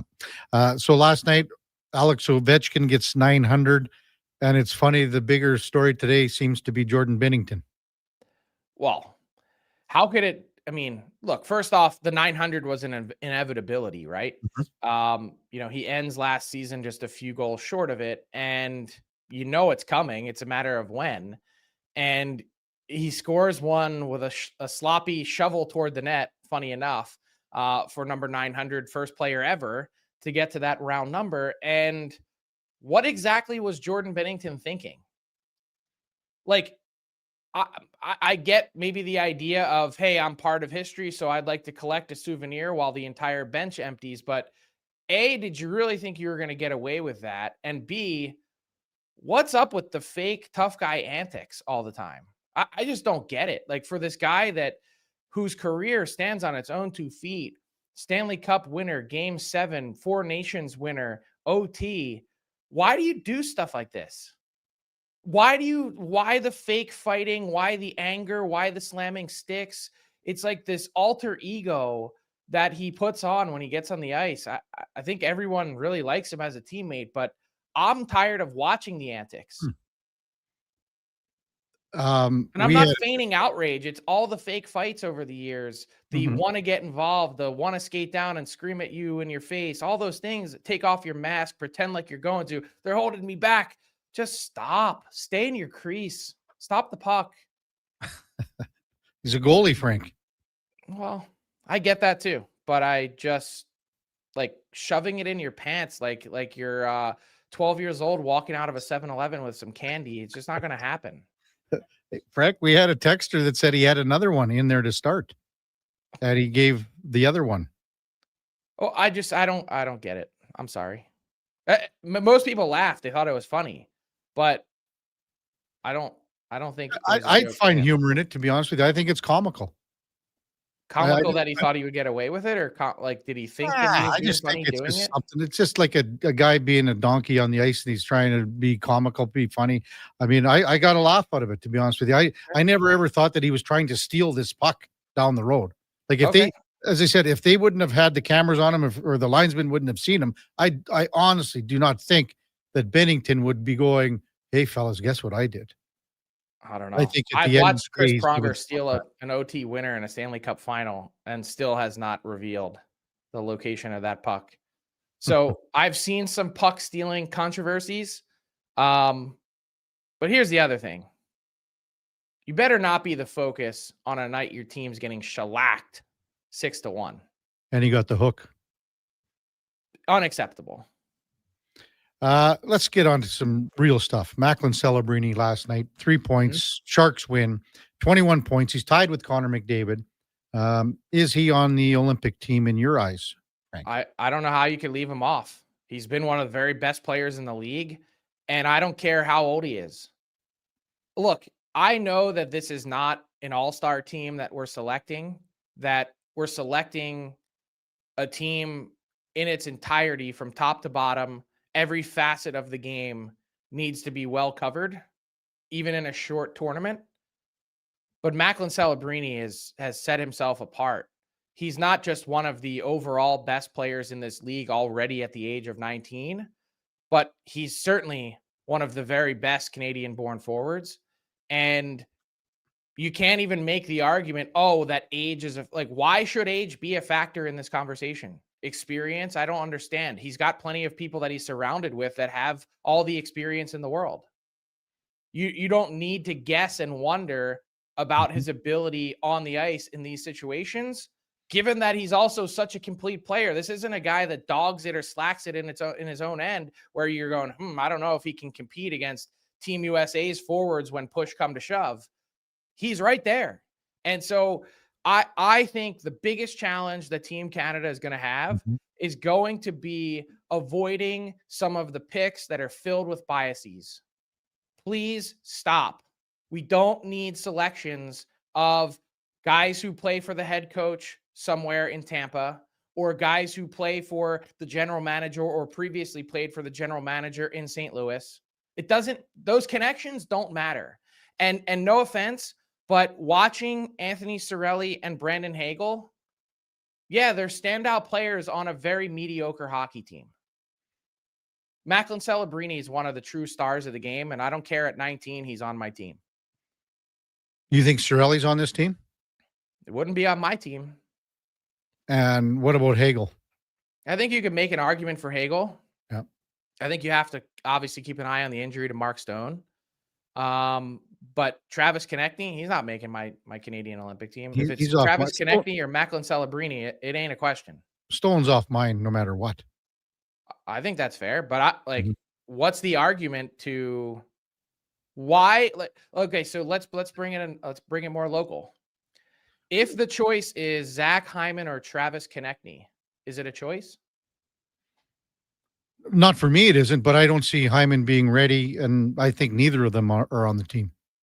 Zach Hyman's going to have 90 days to get ready. 90 days of NHL hockey. Today is 92 days out. You don't think 90 days is enough to get up to speed? That remains to be seen for me. And you're giving him 50 to show the administration that he should be selected. Mm-hmm. You don't think that plus his career is enough of a sample size? Well, why wasn't it that way last year when he had the slow start and was not on the Four Nations? It was a mistake. It was a flat out mistake. And to make the same mistake again, why double down? Because you say, we won last year. Mm-hmm. What happens if OT, one of the Austin Matthews 2 or 3 glorious chances that he had go in, and Canada's 0 for 2 against the US? We're having a totally different conversation today. Correct. So don't rest on your laurels is my point. There's no reason for it. Not when you have tremendous players at your disposal. Like, I'm not leaving Tom Wilson or Connor Bedard off my team either, and definitely not Nick Suzuki. There are not 12 better Canadian-born forwards than Nick Suzuki. Here's a wild one for you. Do you think Matthew Schaefer makes this team? Do I think Matthew Schaefer makes this team? No. Why not? Why not? I think when it comes down to exactly the same conversation that we're having, it's a totally different spot for a defenseman. And I understand that they're going to have some choices to make. Like Drew Doughty probably isn't moving the needle this time around. Mm-hmm. I do like some of the pairs that they've set up. I do like some of the size that they've added. I think a guy that you'd have to consider is Brandon Montour. Okay. What about even Schaefer again? He doesn't play any games, but he's there because you know that you're going to have him down the road. I think you could make an argument for that. If he's your 7, I wouldn't fight you on that. Mm-hmm. I think that's incredibly important. You're going to have to turn over a whole generation of players between now and the south of France in 2030. There's going to be an interesting 3 months, as you call it. Yeah. I want to see Zach Hyman on the ice first. I'm going to call you the Zach Hyman flat earther. You're the denier. You're just not, you're not seeing it. I am more in Zach Hyman's corner, Frank, than probably any Oiler that's been on this team since Hyman arrived. I'm just grinding you. I know you've been looking closely at his wrist and seeing how he's shooting, seeing how he's practicing. This is why there are boots on the ground for people that don't want to show up and go to the rink anymore. Your reporting is an exact reason why. It's not just that; it's conversations with people that are extremely close to the situation. Okay, extremely close. I believe we call those sources. Yeah, I guess. Yeah, I don't know if there's sources in the context that we're talking about, though, Frank. I think it might be even more. You didn't know this is super serious hockey journalism here, where we come on and slam Jordan Binnington for his fake toughness for 3 minutes. I think, Frank, it's more than a source. How's that sound? Okay. Hey, what's going on the weekend? You got hockey coaching again? What's going on? Yeah, just 3 games. That's all. Just the usual weekend. I'm just right back into the meat grinder. Man, well, good luck anyway. Yeah, what about your Eagles? What do you think? Feeling pretty good. They've made some pretty significant additions the last 10 days or so with this trade deadline, and Howie Roseman has the touch of gold. So, hey, we'll see how this all comes together, but they've played the meat of their schedule already. They've got some pretty favorable opponents coming up. Have you ever been to Lambeau Field, Frank? I haven't. And if you want to hear a funny story with Monday night's game coming up, in the summer, schedule came out. I booked a flight, booked a hotel, and I'm like, we're going. Taking my kid out of school for the day. I desperately want to get to Lambeau Field. And then I decided to take on another coaching job, and my other team practices on Monday nights. And I'm like, I can't possibly turn around and say to the team, hey, yeah, I know I'm new here, but I'm skipping practice to go to a game at Lambeau Field as if that's important. I think, I don't know, provided that I make it that long over the next 40 years, I could get there. Well, good luck on that, Frank. Have a great weekend. We'll talk to you on Tuesday. Yeah, good luck staying alive, I guess, is the message I'll take from that. Good luck. We need it. Yeah, well, we all do, Frank. Talk to you on Tuesday. See you, Kevin. That's Frank Saravalli, Victory Plus TV. And our headliner of the day brought to you by Mr. Rooter, your top defense pairing against leaks. That's mrrooter.ca. Well, one thing, Frank has fired up the old text line, is he not, fellas? Even Stan or San. Frank is fired up. Mertz. Wow, Frank is hot today. Grazer. Boy, Frank's on the grumpy side today. Hey, Aaron. Frank, have a laugh. The league needs more personality. IMAX says, hey, pucks are scanned, aren't they? They'd know if it was the puck. There you go. Drew says, hey, if Connor wouldn't make the team at 19, then Bedard and Celebrini won't.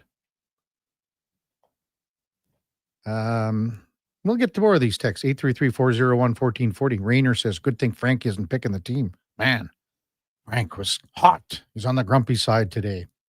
Who's that? Someone else? Do you guys even like each other? Yeah, Frank and I, we get along. Do we not get along? Come on now. We get along.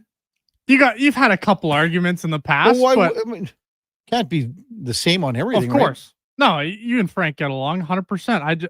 And I also don't understand when people say Frank is biased towards this or Frank is biased towards that. Frank doesn't care. He makes it abundantly clear that he doesn't care. I'll tell you one thing, and if I got about a whole bunch of Captain Morgan and Frank, I would guarantee you that I could get some truth serum out of him about Utah and the Smiths, because you can just tell how, like, I've been around long enough to know where a guy starts talking about and has that connection, let's call it that, to a GM, 2, in this case, an owner. And I know that I can just see that for sure. And how many times has Frank said, well, I've been on Utah's bandwagon for a long time. He said that for many, many weeks here before the season started. To be fair, though, was he really wrong about Utah? They looked like a really good team. Mm-hmm. Now, I will say, you're probably right there, but I think it is a little bit justified at least to be high on that team. Mm-hmm. Hey, Bob, thanks for the correction. We will not be talking to Frank on Tuesday. Maybe we'll bump him up to Monday because Remembrance Day on Tuesday. So the Duke even sent us an email. He's in the airport somewhere, is he not? Yeah, he sent us an email for a little tee-up guest. I don't know if that's today or tomorrow or what's going to happen there, but we'll I also got check back in. A note from the Duke this morning because I said I have his Pizza Pig Out ticket and he must be at the airport or somewhere. He texted me, why would a guy, just arrive? Yep. He goes, I'll let you know how the flight makes out. Scheduled to land at 8:30 Mountain Time. So probably won't make it, but you never know. I would imagine he's going straight to JR's party at Cook County if he doesn't make the Pizza Pig Out. Possibility. I can't do both. I'm just too old. I'm too old. I'm too slow. I can't go to both, Donnie. I can't go to the Pizza Pig Out with you guys and sit around and eat 3 pies and drink a couple of beers. Although I might be getting a ride there with my neighbor, Big Baldy. Big Baldy? Yeah, Big Baldy. Yeah. Anyway, I might be getting a ride. I hope I can because he's going with his wife, Binsey. Anyway, so if I can hop in with them, then I can have a couple more beers. So now my most important question, Big Baldy, is this because he has the biggest head in the world and he's bald, or why do you call him Big Baldy? Both. Well, here's the true story. So he's like, he has the same birthday as Gregor too. So him and Gregor, and now he was retired. He just retired from EPS, Big Baldy. He was a bomb tech. So he was the guy that did diffuse the bombs and all the robotics and stuff. You'd send those robotics in. Oh, yeah. Him and his partner, Paul Alexic, who used to scout for the Saskatoon Blades. Anyway, these two guys, they were a team and they'd go in and they would send the robotics in, or sometimes you got to, it's the old, from, what was the movie? Hurt Locker? That's a great one. Hurt Locker is perfect. I was thinking about Harrison Ford in Air Force One when he's dumping the fuel. Oh, red, white, and blue. Got to be with me, big red, white, and blue. So he has to snip the right wire. Right? Yeah. So anyway, our neighbor who passed away, Al Kanacha, called him Big Baldy. He would have, here comes Big Baldy. So, and he's a big guy. He was drafted by the Eskimos back in the day. Played for the U of A Golden Bears, Big Baldy. So anyway, that's enough about Big Baldy. Hell of a nickname. Well, that's all I call him. So anyway. And it's funny, our dog, I've showed you pictures of our dog. Yeah. So if we go, here comes Big Baldy, and all of a sudden the dog perks up and he knows right away that Baldy's coming.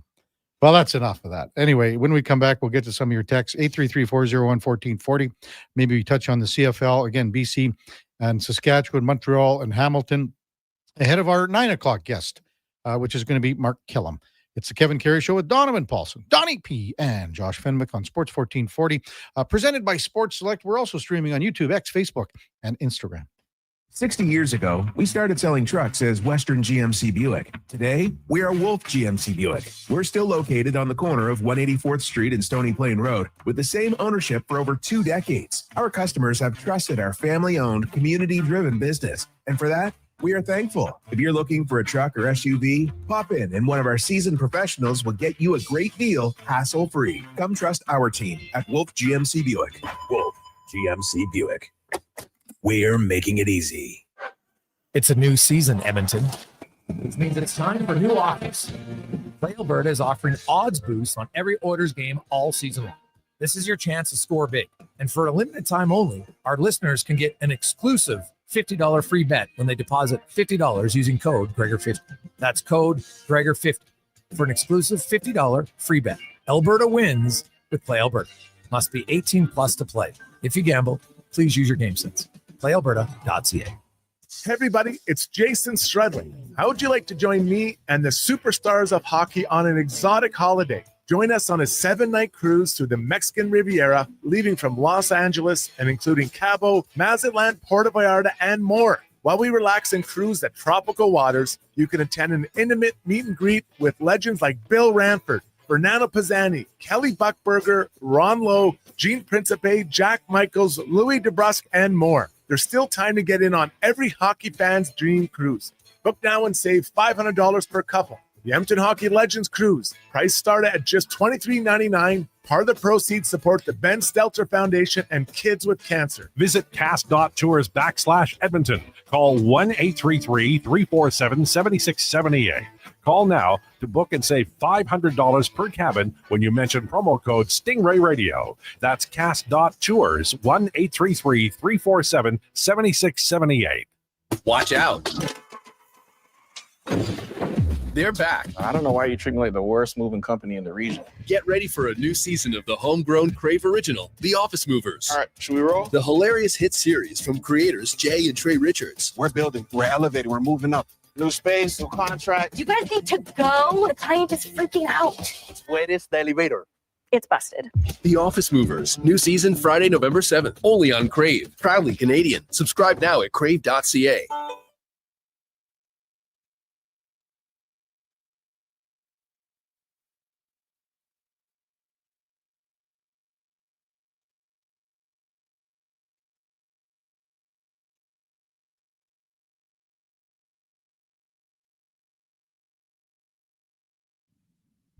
Portions of this hour brought to you by Sports Select. Get on the action with hockey, football, baseball, basketball, betting the original at sportselect.com. 100% legal, must be 18 plus. Please play responsibly.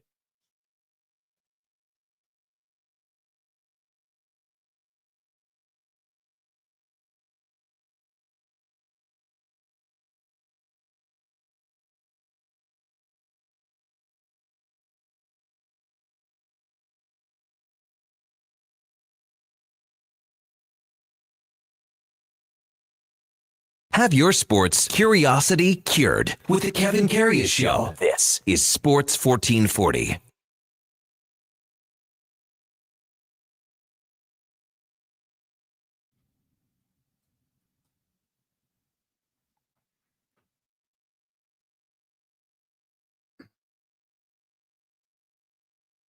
All right, welcome back to the big program. 846 in Edmonton. Donnie P, favorite band of all time, Trooper. That's is it 4 days in a row or 3, Donnie? Trooper. That is 4 days. 4 days in a row.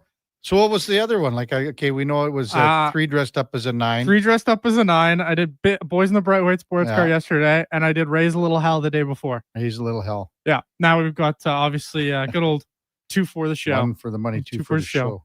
I don't know if there's Raise a Little Hell is probably Trooper's signature song. I think I would go with that. I mean, even you think about it, during the Blue Jays run, was it Home Hardware? Home Depot?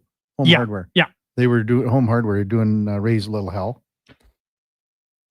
I don't know.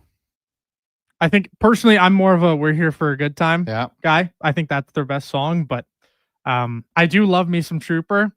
I know clearly you have a little gripe with me playing Trooper 4 days. Oh, hey, listen, Donnie, I've seen Trooper probably 3-4 times in my life, but nothing in the last probably 25 years, except for maybe a Grey Cup they were at that I don't remember.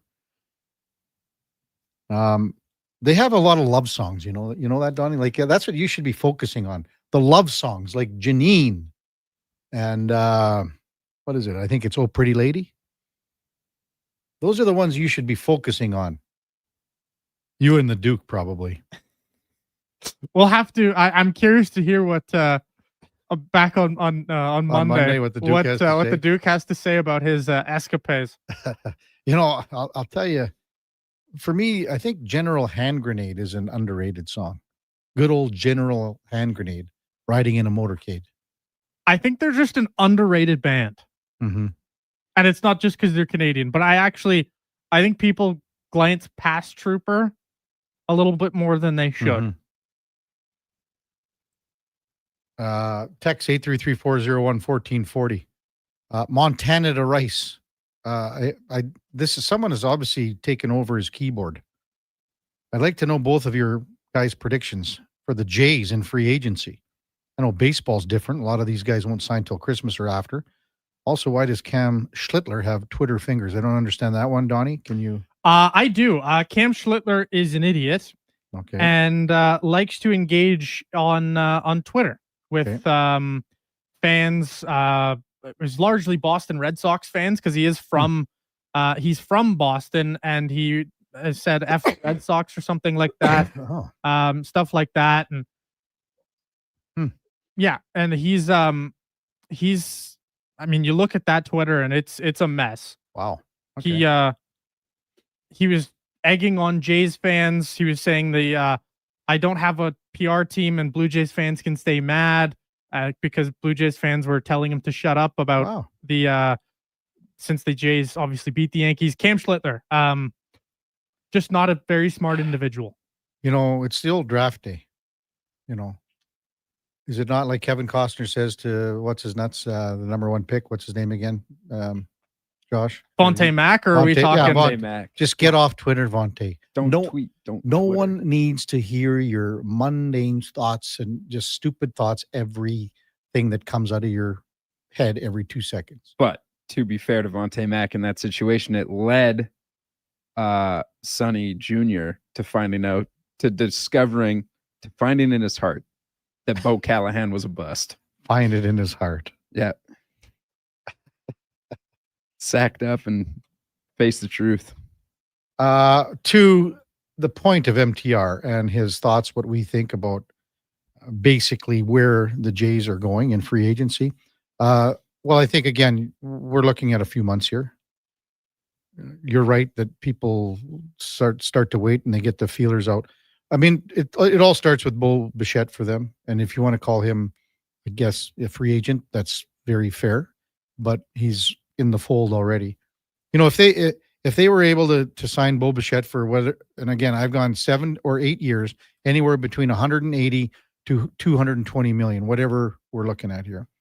That's their main thing here. That's the number one thing that they can do, because you got that guy locked up with Vladdy for a long time here. So I think from there, then you're looking at maybe that fifth starter now because of what Bieber did. You've got 4 really good starters. Barrios is your number 4 right now. So you can either, again, and we talked about this yesterday, Donnie, the guy that held that, that glued together the starting staff when they were in dire needs midway through the point of the season was Eric Lauer. He's more than a capable guy to be their 5th starter next year. And Bowden Francis is still around. He needs a lot more. He's got to get fixed up first. But think about it. There were glimpses when Bowden Francis was a hell of a pitcher. You know, but is he now the next Alek Manoah? I feel like that's more the thing for Bowden Francis. I'm not a believer in him. Mm-hmm. I would like to see Chris Bassett come back. That would be my 5th starter personally. But my maybe unpopular opinion, I think they'll sign Bichette, but he doesn't strike me as a guy who's going to age particularly well. I don't know about that, because here's the other thing. Like, he can also go to second here now too. He can, but he's had a lot of leg injuries. He's getting slower and slower, and he's already 26. He chases a ton. Like, is a guy with that many leg injuries who chases that much, is he going to age well? I'm a little bit worried, but I think they'll sign him. And if they don't sign him, there's some options that they can sign at second. If you like I would assume that the Rays are going to decline the Brandon Lau club option. Lau would be a decent little fit. I think Gleyber Torres probably is a decent little fit. Jorge Polanco's out there. You can grab at second. Like, there's some good free agents available.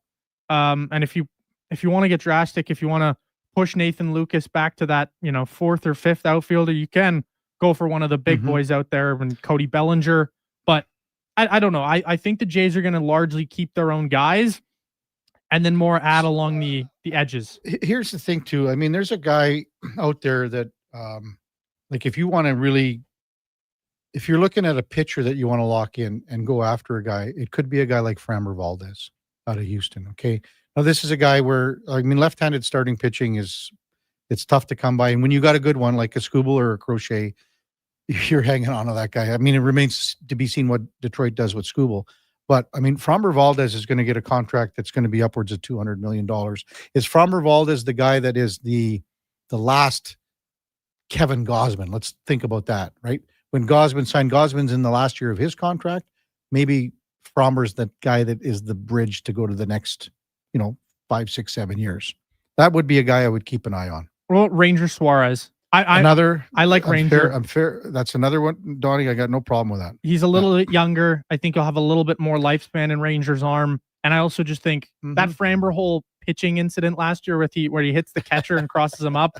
I don't know if that guy's the type of guy that I'd want to bring into my locker room. I have a lot more respect for Ranger Suarez. Well, I mean, that was just, I think that's one instance. Framber's, but he's fallen off a little bit here. He too. has. He's 32. He's 32. What Ranger Suarez is 30. 30. So I get where you're coming from there. When we come back, hey, looking forward to this conversation with Double E head coach Mark Killam. We'll wrap up the season, get his thoughts on next year, what he liked about this year, what he didn't like, and moving forward to next year, and maybe get his thoughts on what he thinks about the CFL West and East Division finals. Before that, time now for a Sports 1440 update brought to you by AWS Welding Supplies in Nisku. Product sales, servicing, calibrating, free same-day delivery of in-stock items in Leduc, Nisku, and South Edmonton. Your one-stop shop for all things welding. Check them out at awswelding.ca. Here is Donnie P. This is a Sports 1440 update.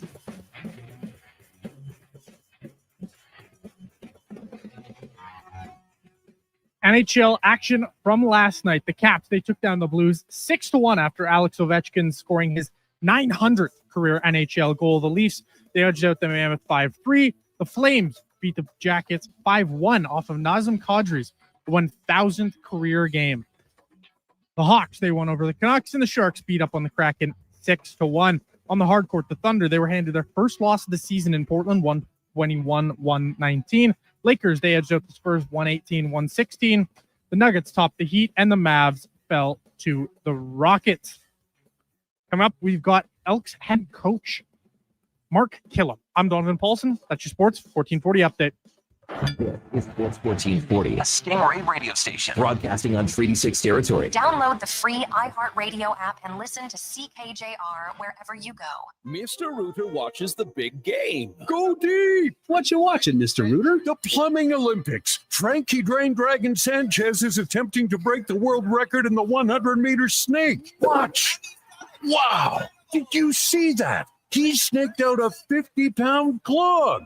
And in the middle of that wad, a gold medal. What theater? Yeah, that's very cool, Mr. Rooter.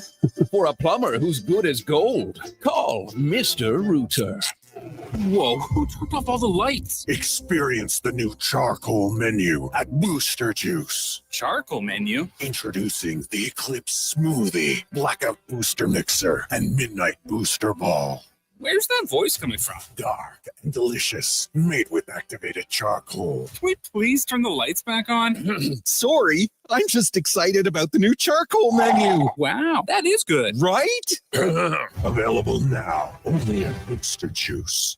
At Fountain Tire, get up to 15% off select tires, up to $125 off a set of 4 select Goodyear tires, and $50 off $150 service until December 13th. Restrictions apply. Book today.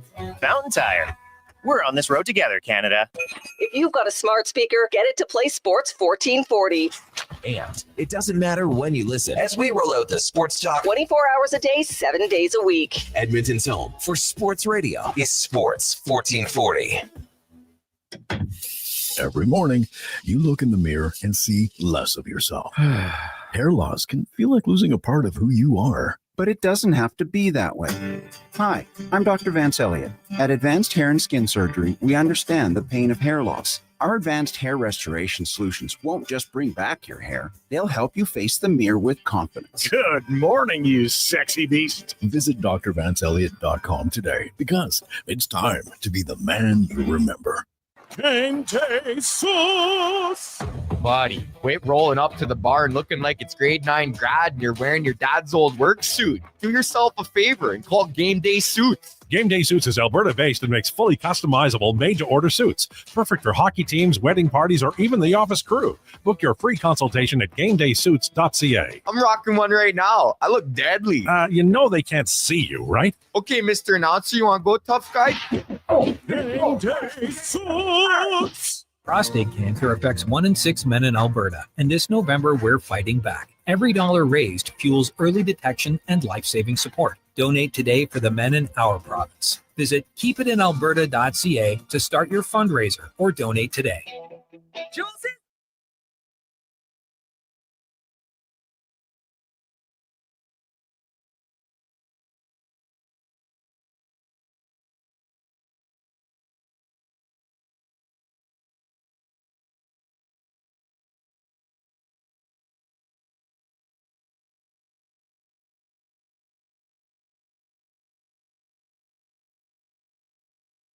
A veteran of the Edmonton sports scene for over 3 decades, the Kevin Karius Show, powered by Sports Select. Bet on the original at sportselect.com. Please play responsibly.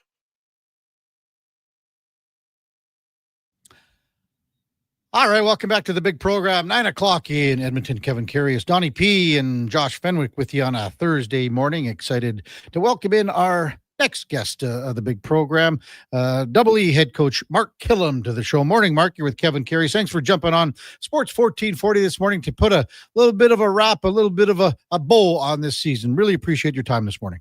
Yeah, good morning. So when you look back at this season, Mark, and I'm sure you've probably done a little bit of, that retrospect in your mind and, since the season ended, what are you going to remember most about your first season as a head coach in the CFL? Yeah, I mean, we're still kind of going through it. I'm still here, but big postmortem, going through everything with a fine-tooth comb, what worked well, what didn't work, what we could do better. But, when I look back on it, probably, I was definitely proud of the growth of the football team. I mean, when you want to change the culture of a program and a building in general, this whole place on all 3 levels. I mean, you want it to happen overnight, but it doesn't. And you've got to reinforce the things that you believe in on a day-to-day basis. And then the people that you're asking to do it have to see why, and then you have to show them the whys, and you have to kind of build on the things that are successful throughout the year. And I think I was proud of the growth. I think as a football team, we worked really hard to be a team that, understands what goes into playing winning football, understanding that we want to play well at home, what type of professionals we want to be, what level of physicality we need to play with on a week-to-week basis. I think I was proud of the way the guys came together. We really wanted to create a brotherhood. This was a pretty fragmented program before I came. And, by the end of this, I mean, you can just ask any of the players that were here previously and then obviously for this last year. And it was just night and day. And, the guys, they loved each other. And we created a brotherhood, and they wanted to fight for each other. And I think you saw that on a week-to-week basis. So that's something that I was definitely proud of. And, we kind of just established who we want to be. And, that took the year. Ultimately, we fell short of where we wanted to go, but I think we've created this foundation, and it's important for us to build off that so that we can take the step forward next year. What did you learn about yourself, Mark, in the last year? It's basically been about a year since, you were introduced as the 45th head coach of the team. What did you learn about yourself in the last year?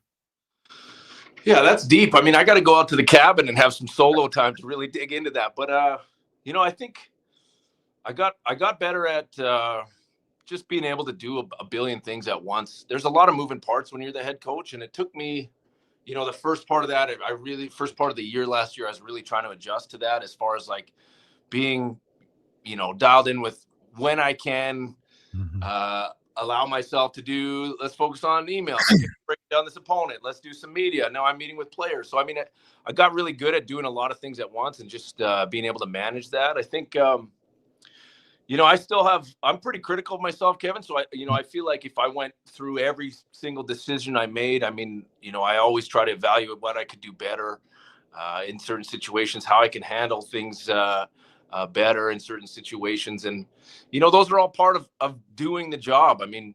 Mistakes come from doing, but so does success. So you got to kind of put yourself out there to find best practices for yourself. But, a lot of things I learned, and just like the football team, hopefully be better in a year from now. Mark Killam with us on the Kevin Karius Show on Sports 1440. I think I said 45th. It's the 25th head coach, way ahead of myself here. So you knew your staff for the most part, just being around the game for so long, Mark. But what did you learn about how the staff came together and grew as a unit in that sense? Yeah, you could break it down. I think defensively, there wasn't as much experience on that side of the ball. And it took them some time to kind of find the way they wanted to game plan properly, the way that they all wanted to work together, who was contributing where, and how they can communicate that message to the players. And it took a little bit of time for that to happen. And I think everyone knows, and it's been well documented, the turnaround that they had.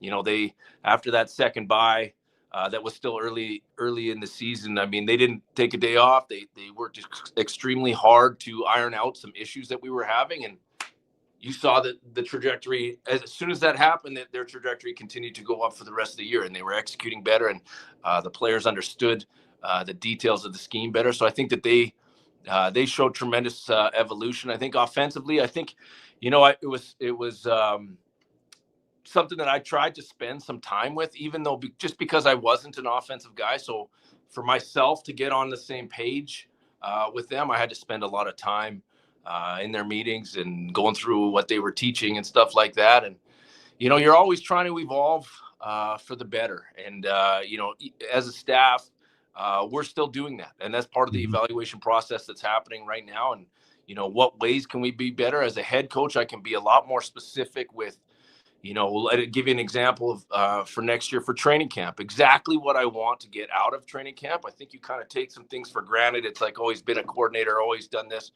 and you just kind of go into training camp assuming that it's going to flow the way you want. But, I'm going to, my second year on the job, that's something that I'm going to be very specific about. We're trying to accomplish this week, this on this day. So I think, those are lessons that you have to go through to figure them out. And I know we're going to be better in those areas. Did you have any difficulties delegating things? Because, this has been the first time where you're saying, I want this from you, that from this person. Was that at all a problem for you? Not totally, because I think, I try to value the people that are in the building and let them do their jobs, because that's how I would want, if I was on staff, that's how I would want it for myself. As long as, if I had something to say, or if I had a problem with something, I would go ask, or, hey, what are we doing on this? What exactly, how are we teaching this to this player? Those conversations happen, but I did try to empower them to do their jobs. I think on the special team side of things, we've got a really good young guy in Des Cotillier in the house, and I tried to delegate a little bit of that, but I really wanted to install the special teams because, one, they were bad here for a long time, but two, I can coach the mindset of the football team through the special teams room, and I wanted to make sure it was important, and I wanted to change that part of the football team, and I did. And now I think I can push a little bit more of that off my plate, so I'm free up to focus on the other sides of the ball. Mark Killam with us, Double E head coach on the Kevin Karius Show on Sports 1440. So, Coach, let's get to the quarterback position and how the season started, maybe even during preseason camp with Cody Fajardo and Trey Ford. Was there enough of a competition between the two heading into the beginning of the season?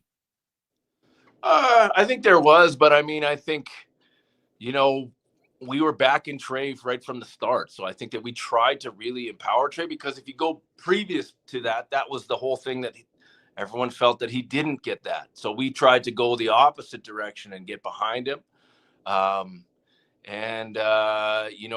There was a lot of reasons why we weren't winning games early in the year. We talked about the defense as one of them earlier. We had to get better, and, we kind of had to find our way. And, when Cody took the reins and we made that change, I mean, our football team was elevated, and he elevated the play around him and executed the offense better. And that's part of professional sports. That's not personal attacks on anybody. There was a lot of reasons, like I said, but,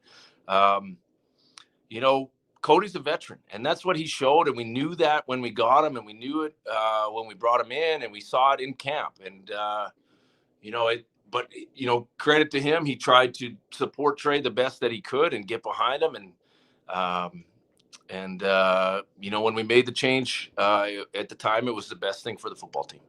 When you made that change, Mark, basically Cody gets the reins for the first 4 weeks, and then you've got the bye week in between where, both guys played against BC, I believe, and then you had the bye week going against Saskatchewan. Maybe just discuss how all of that went in the process, and because would you say this was your first biggest decision as a head coach? No doubt. I mean, everybody wants to be a head coach. We had all the big decisions this year, but that was definitely one of them. I mean, you're changing the most important position on the field. But I tried to do it the right way. The guys were on board. I had face-to-face meetings with both guys all the way through that. There was nothing behind closed doors. There was nothing, manipulative about it. We were all straight up. I tried to give them the opportunity, even in that week, going into that Saskatchewan game, we split the reps to try to make it, hey, not just cut and dry. We're moving on or moving forward. So I tried to split the reps. I mean, which is difficult in pro football when you feel like you don't have enough reps anyways. So I think, that was tough, but they both handled it like pros, and I gave them both full credit for it. And, we didn't look back after that. Double E head coach Mark Killam with us on the Kevin Karius Show on Sports 1440, 9:10 in Edmonton. I just kind of want to go around the team with you, Mark, say position by position. And from the start of camp, and I want to start in the secondary, we had Aaron Grimes on at the tail end of last week just to sort of wrap things up in the secondary. Who impressed you in the sense that, at the start of camp, you went, oh, I'm not so sure I know a whole hell of a lot about this one player, but boy, by the end of the year, did I ever notice a lot of how he grew and developed? Yeah, I mean, we could go. I think that position more than any on our team, I think, has a bunch of guys like that. I mean, you could go with the obvious one, JJ Ross, who just so much respect for the guy. I mean, he was in a tight battle in camp. He's got all these physical attributes. He's our biggest defensive back that we have, playing a very tough spot in boundary corner. Didn't make it on the roster. Then there was like a special teams decision where we went with a guy that was a little bit better on special teams. He continued to practice extremely hard, was making plays on a day-to-day basis in practice. I remember speaking to him several times, like, JJ, keep going, man. You're doing, and people are seeing what you're doing. And then when he finally gets his opportunity, he shines. He's going against some of the best receivers in the CFL on a week-to-week basis, playing a lot of physical, we're leaving him by himself on the backside a lot. And I think, that's the guy that really did things the right way, didn't pout, didn't, bad body language, just practiced his ass off. And then when he got his opportunity, he ran with it. You can go through like Cordell Jackson. I mean, it's pretty well documented. He was our most versatile guy flying around. I think, part of what I asked our football team to be is we wanted wide receivers to block and defensive backs to tackle. And I think that's really what sets apart the physical football teams in the CFL. And our DBs would come downhill and saw people in half. And he was, KJ was backed his, he was vocal at times, but he backed it up with physical play, putting his body on the line on a week-to-week basis, played all 18 games, played in multiple positions on our defense, hard positions, Sam, free safety, boundary half. Those are hard positions to play. Just that was a guy that really stood out as like, I knew he was good coming in, but, just the respect factor and just what we asked him to do. Then you got those young guys. You got Jalen Garnes. You got Kenny Logan. I mean, you could go through the defensive backfield. They were forced to play with some injuries when Royce got hurt and some things. And, those guys, Sam and free safety, there's a lot of moving parts, a lot of communication in those positions. They're difficult positions to play, and those guys really, really embraced it. Yeah, like Kenny Logan's a prime example, and just maybe the versatility. Can you speak to that? Because once I think when Royce Metchie went down the first time, he went into free safety, did he not? And then went back to strong side Sam linebacker, and then you put Garnes in there. So maybe just speak to that versatility a bit. Yeah, and you know what? It was crazy. Like Kenny was on the bubble coming out of camp. He was right there on the bubble. We knew he had versatility, but we didn't really know if he had a home anywhere. You know, he wasn't exceptional at one spot. He had a ton of versatility. He's like one of the best guys in the locker room. So everyone really enjoyed being around him. He brings energy every day. And, you know, he gets guys going and, you know, he's got this, I don't know. He's like, he just uplifts everybody around him. And, you know, those are the guys you want. So you're trying to find a home for him. You're trying to keep him around. But those tough conversations at the end of camp, he was right there on the edge. And then, you know, he gets the opportunity, plays at free safety. And then we move him down in the box. The thing about Kenny is he can find the football. He's physical, plays behind his shoulder pads, can find the ball. And, you know, that's a skill in itself. Not everybody has that nose for the ball, especially tackling around the box. That's definitely something he has. When Niles Morgan and Nick Anderson went down at linebacker, you must have been just thrilled with the development and the evolvement of Joel DeBlanco at linebacker. Yeah, I mean, we knew Joel was good. I mean, the conversations that we had in the offseason was we were going to give him an opportunity.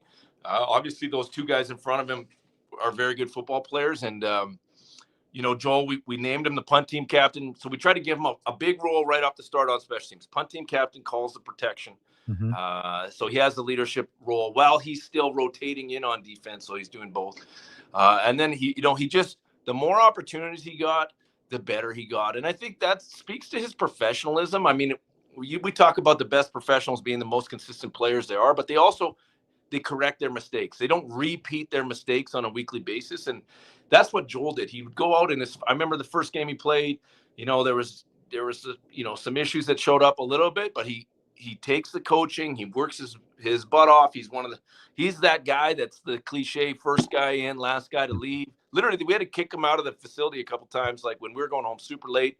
He's just hanging out here. But, you know, just really proud of Joel. Another guy that's like tremendous in the room, brings leadership. And by the end of it, I mean, he was one of the defensive captains, just really, you know, holding people accountable and backing it up with his football play. Mark Killam with us on Sports 1440. Kind of a two-parter here on your D-line. Did your D-line get enough pressure on the quarter? Were you happy with the amount of pressure? How's that sound?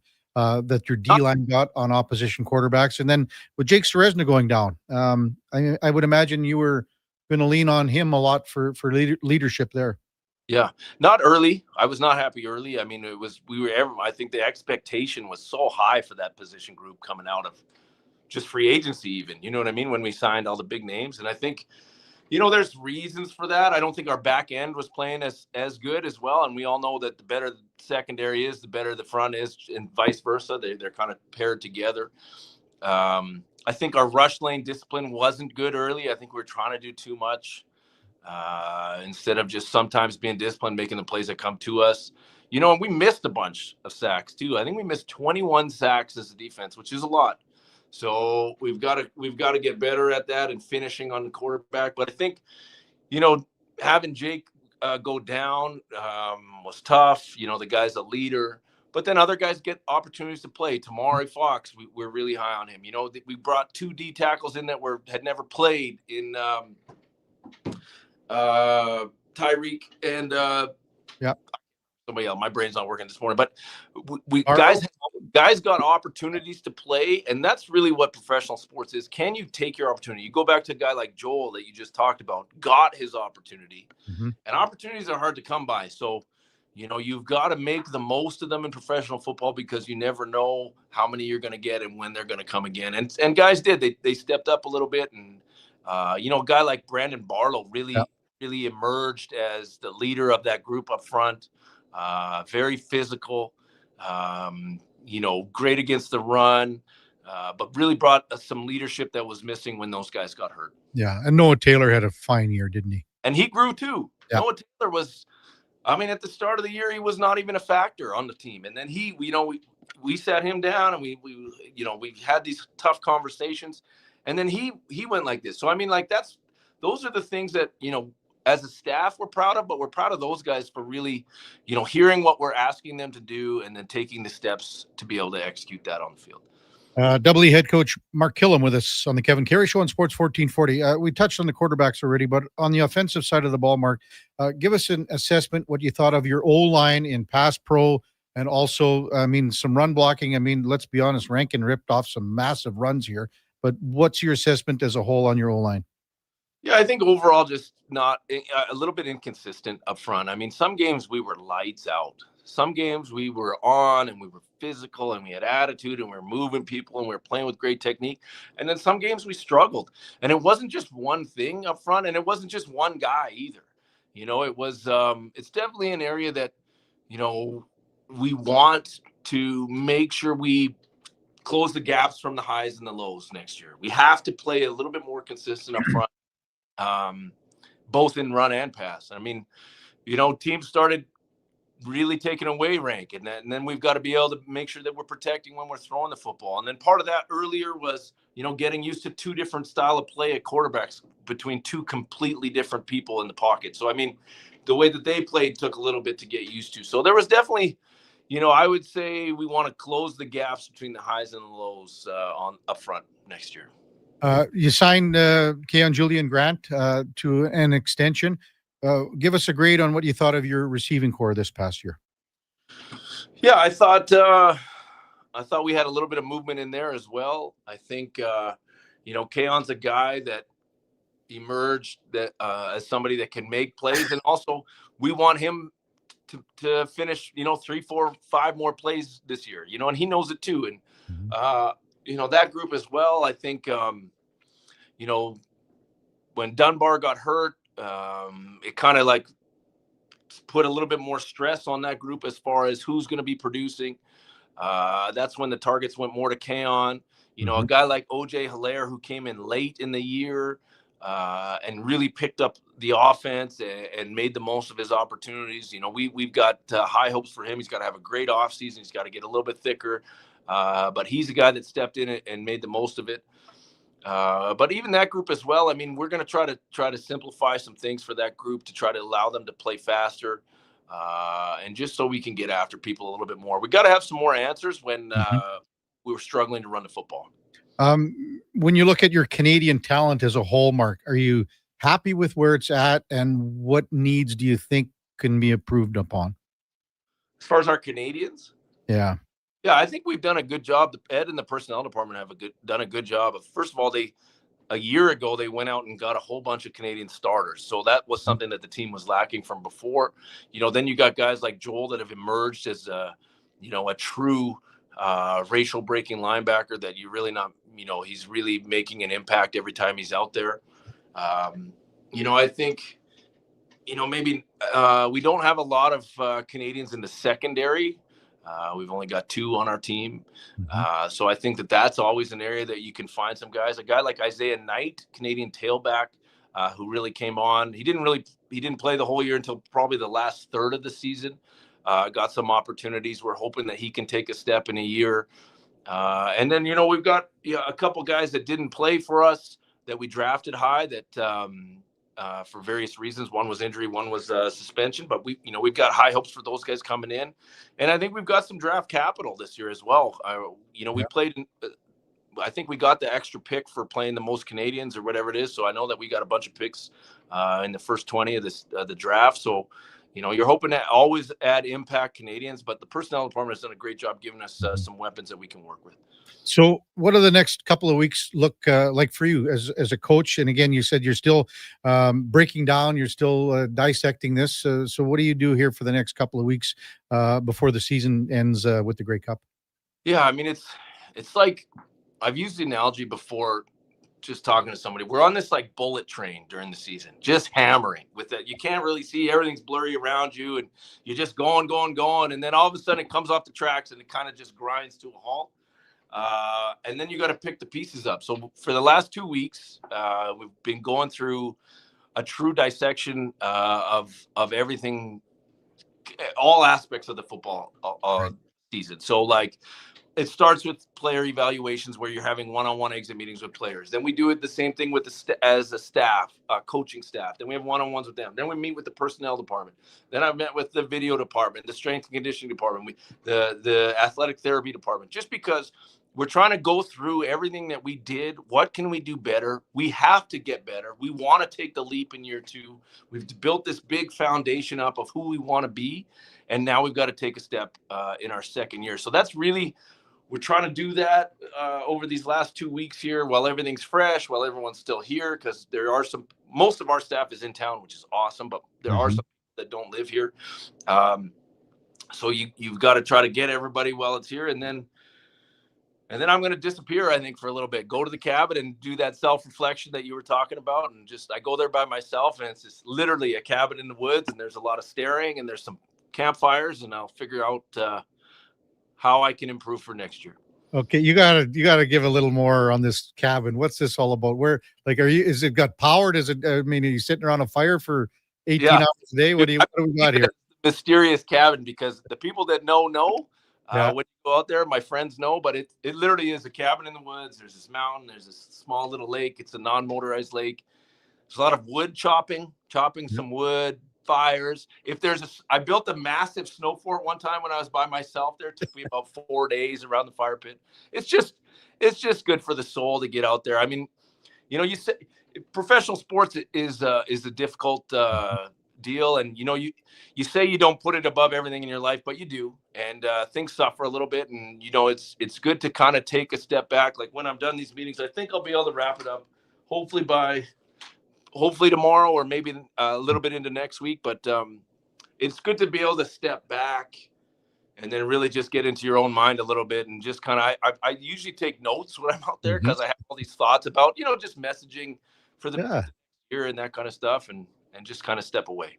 Like, are you hunting, trapping? What do you got, a can of Chef Boyardee, or like what are you living off of?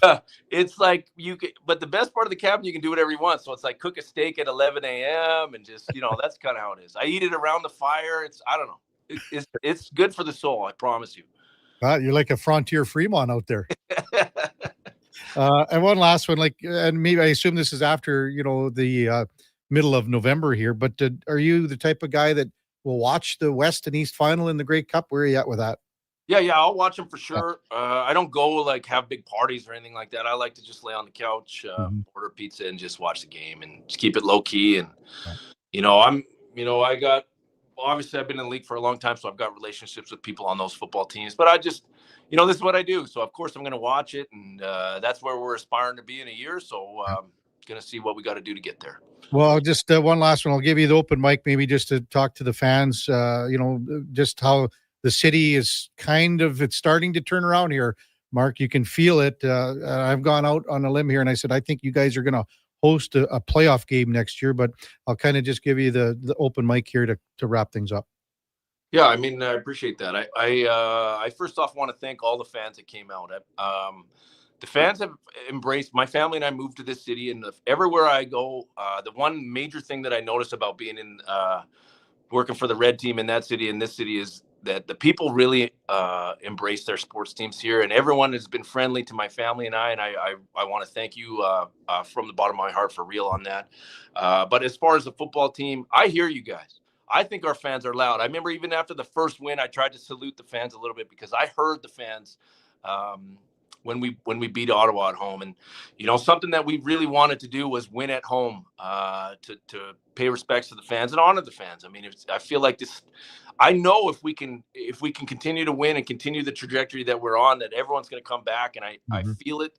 But I just we're trying to play the type of football that you guys can get behind, and that's a physical brand of football. You look at our team all year. I mean, the record, didn't end up the way we wanted, but we fought in every game. And that's the first step that you have to have if you want to have a chance in pro football. But we're going to continue to do everything we can to get better and be the team that everyone's watching this weekend coming up. Mark, thanks for this. Really enjoyed this conversation. I mean, it's been, the late 90s when I first interviewed you with the Golden Bears. It seems like time sure flies. And, if you want anything for your cabin excursion here, you can stop by. Wilhock Beef Jerky is one of our sponsors. We can probably gave you a big pack of beef jerky for your little That cabin retreat. That's happening for sure. Thanks, Mark. And continued success. Good luck in the off season and next year. Thanks, man. Thanks, guys, for having me. Yeah, that's Mark Killam, Double E head coach. And, again, he's learning about himself. He's learning about his staff, learning about his team. And again, once this quarterback situation is addressed and they can build on that and moving forward, to me, that's the missing link here. They figure that out, and it's not an easy figure. Again, I think this team can host a playoff game next year. Thanks to Michael Akuri for lining that up. Thanks to Mark for taking a good half an hour of his day and putting a wrap on the Double E season. When we come back, we'll have a quick little short segment before we go to In or Out with Donnie P. That's coming up on the Kevin Karius Show on Sports 1440, presented by Sports Select. We're streaming on YouTube, X, Facebook, and Instagram. Hi, Mike here from Northgate Chevrolet Buick GMC. Snow, colder weather, shorter days. November is officially here. But it doesn't all have to be bad news. If you're thinking about a new or used vehicle, now is the time. Massive savings, 0% financing, and don't forget tires at cost. Yes, that's right. We sell winter tires at cost. There's lots to celebrate in November. And as always, we'd like to thank all of those who have fought and served for our country. Stop in and see us today, 13215 97th Street, or visit us online at northgategm.com. You're in Northgate country. Getting in on the sports action you want is as easy as playing at sportselect.com. Simply make your picks online, generate your QR code, and lock in your bet at your local Lotto Spot retailer. Then sit back, watch the game, grip your chair, and high-five anyone nearby. Every bet is 100% legal with the chance of winning cash in hand. Sports Select. When you're ready to play, bet on the original. Must be 18 plus to play. Play responsibly. Top quality flooring, locally owned, and Canadian products from Beaulieu. Yeah, that's CFI. CFI what? No, CFI. Custom Floors, Inc. From free estimate to professional installation, contact Custom Floors Inc. at customfloorsinc.ca. Legacy Heating and Cooling jingle auditions, take one for Gene Principe. Are you ready, Gene? Ready? I'm not just here to make a thermo a couple of bucks. I'd never just microphone it in. Take one. Tall legacy, tall legacy. Nice. Boom! I'm a musical genius. Legacy's going to love this for furnace season. What's not to love with no interest and no Principe payments for 1 year? Are you always like this? Yep, unlike a furnace, I have no filter. Legacy Heating and Cooling. You wanted local sports on weekends. Saturday mornings at 9, check out the Saturday Sports Setup, where we'll tee up what's happening on the weekend sports scene. Tune in Saturday morning at 9 on Sports 1440. I'm getting McDonald's. You want anything? Oh, yeah. I'll get I've got to get 2 cheeseburgers, medium fries, and a medium fountain drink for $9.99. Hey, maybe I'll eat 1 cheeseburger right away and save one for later. Maybe I'll stack them and eat them both at once. Options. Oh, delicious, delicious options. So 2 cheeseburgers, fries, and drink? How'd you know? You were thinking out loud again. Get yourself a 2 cheeseburger meal for just $9.99 plus tax for a limited time only at participating McDonald's restaurants. I'm Rick Showers from No Bull RV, and if you're serious about selling your used RV, then I'm serious about getting you the money you want. You're not the only one who wants to spend the winter in selling mode rather than storage mode, and we're happy to help. People come to No Bull RV 12 months of the year, right, Rick? That's right, Bob. A used RV is one of a kind, which means when the one you're looking for comes along, customers quickly pounce on it. So if you've outgrown your RV or you're looking to upsize, downsize, or just turn it into cash, come see us at No Bull RV. You have to be serious about selling, though, right, Rick? Better believe it, Bob. This is for people who truly want their RV gone. If we're going to store your RV for free all winter, it has to be priced to sell. And that's why customers come to No Bull 12 months of the year. Because you never know when the perfect used RV is going to arrive. And if it's here, it won't last long. And that's No Bull. NoBullRV.ca.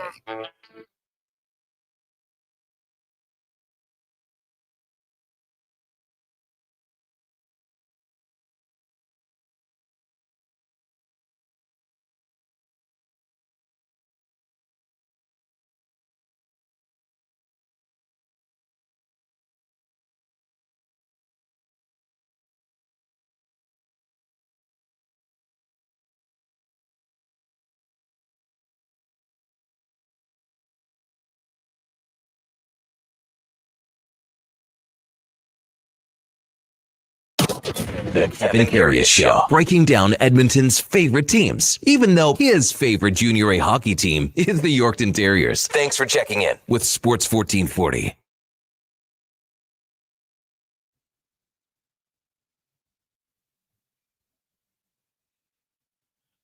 All right, welcome back to the big program, 9:34 in Edmonton. Kevin Karius, Donnie P, Josh Fenwick with you. As we said, no Ladislav Schmid today. I know people were wondering where Laddie is, but he's in Czech. Donnie, did you reach out to Laddie for a special guest appearance today? I did. And? He actually got back to me. did? He did. However, he said they were skating for 3 straight days or whatever in that time, and the times wouldn't really work for him this morning. I don't know if he was just blowing me off or what he was doing. Oh, yeah, he was blowing you off, Donnie. Blowing you off. Text line 833-401-1440. Richard says, hey, congratulations to Mark Killam on a good first year. PL says, makes me want to buy a cabin and chop wood for a week. I'll tell you what, man, we should put like a tracker on them. Just something. I did this once, went to a cabin in the middle of nowhere, no power, no heat, no nothing. And we got locked out. It was a hunter's cabin and it had like a bulletproof door and window, and we got locked out. And it was in November. And we were lucky to make it out alive, out of the bush. I know people don't believe that. I know you're smirking, Josh. Donnie, you don't believe it. But luckily, I had my wallet on me. And we were just getting the fire going, myself and Pecchio Del Vecchio. We were getting the fire going, and the dummy closed the door on us, and it was locked, and we were locked out. The key to the ATV was in there. But luckily, I had my wallet in my jeans. Yeah, neither of us had shoes on because we were just getting firewood. And the key to the ATV, key to the cabin was inside on the table. The dummy locked the door. Can you imagine that? But I picked the lock. Oh. I picked the lock with a credit card. Real. I'm not kidding. Oh, sure you did, Kev. I'm not kidding. It's a simple, what you have to do, you got to find a piece of wood that expands the door frame, Donnie, and it lets you get that credit card in there, and it just wiggles that lock to get it, not the lock, it's the door jamb itself. What are you guys are like in grade 8 over there, passing notes. We got some new info on this Marshawn Nealon story. Oh.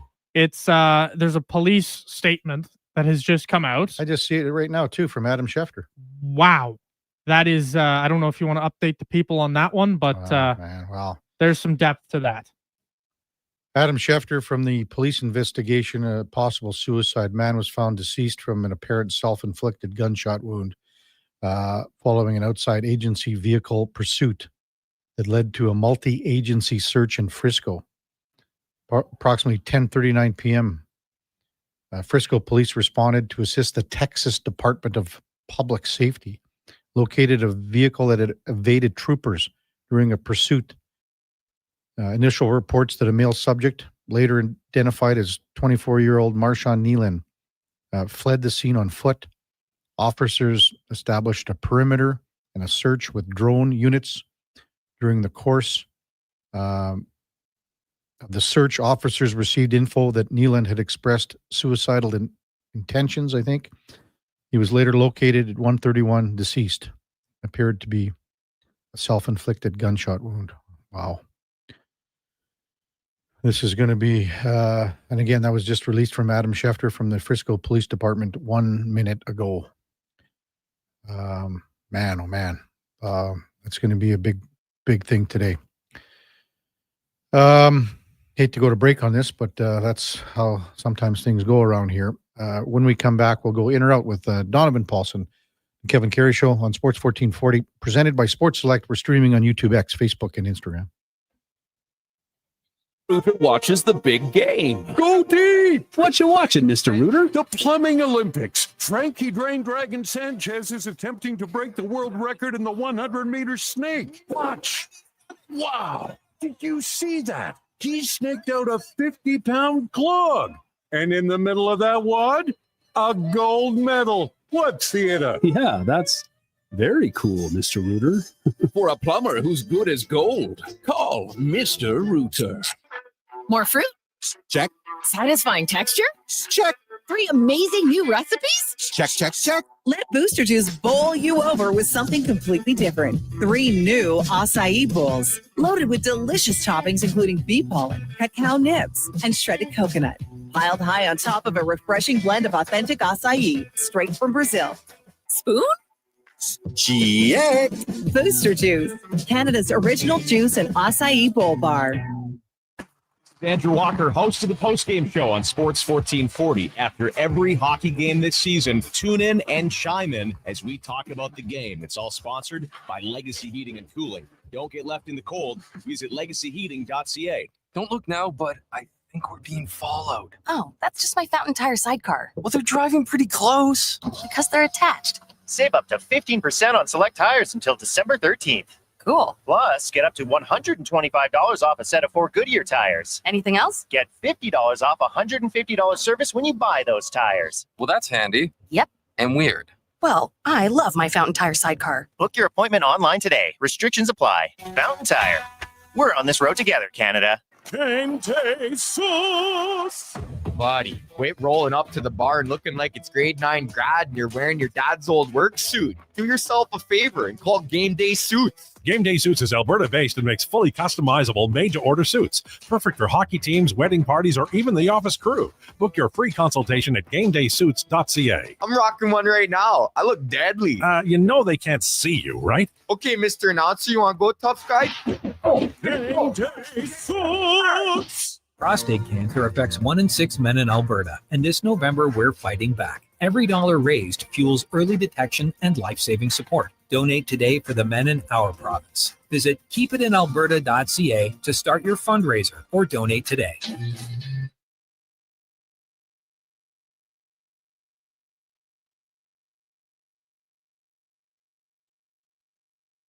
With over 30 years of sports experience, this is the Kevin Karius Show, brought to you by Sports Select. Bet on the original at sportselect.com. Please play responsibly.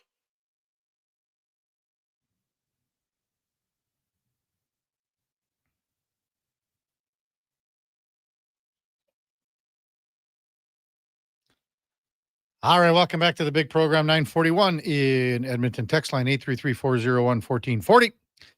MTR says about Mark Killam's cabin, he should take Eddie Steele out there. It wouldn't last more than a couple of days. We were talking about that with Alone there the other day, right? With Eddie on Monday. Yeah.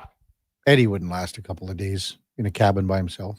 No. You know? No, Eddie would suffer. He could never do the ayahuasca retreat. No, Eddie would. Could you imagine the gear that Eddie would take? Like we're talking about bags and bags and bags of stuff. You know, it would look like, you know, when the rich people go on holidays. Yeah. And they have all the entourage of people on the rollers, the bags. That's how I picture Eddie. Like, you know, and then Eddie would have all of his pre-made oatmeal and stuff in the morning and the pre-made meals. He'd probably find it. He'd have a generator. Eddie would have a generator. He'd plug that in. He'd probably bring a little microwave for himself. I don't know. Anything else? Probably hair dryer. I was gonna say probably wax for that forehead because that thing shines, and that can't be natural. Well, why would you want wax for it then? Wouldn't you want some sort of like a powder puff makeup just to tone it down? Listen, I don't know what Eddie uses for that forehead, but that shine's not natural. That's all natural, baby. That's all natural. Time now for Are You In or Out? Okay, you know what? Moving too fast. Bottom line, are you in or are you out? In or out of what? No time for questions, just action. In or out. Well, then I'm out. I'm sorry, Jet. Actually, you're already in. Are you in or are you out? On Sports 1440. I thought you would go, I'm in, Bob. We would have had a really cool moment, but you kind of ruined the whole thing. All right, Donnie, me, let her about. Alrighty, Kev, I'm saying the first stuff that the women's most likely acquisition here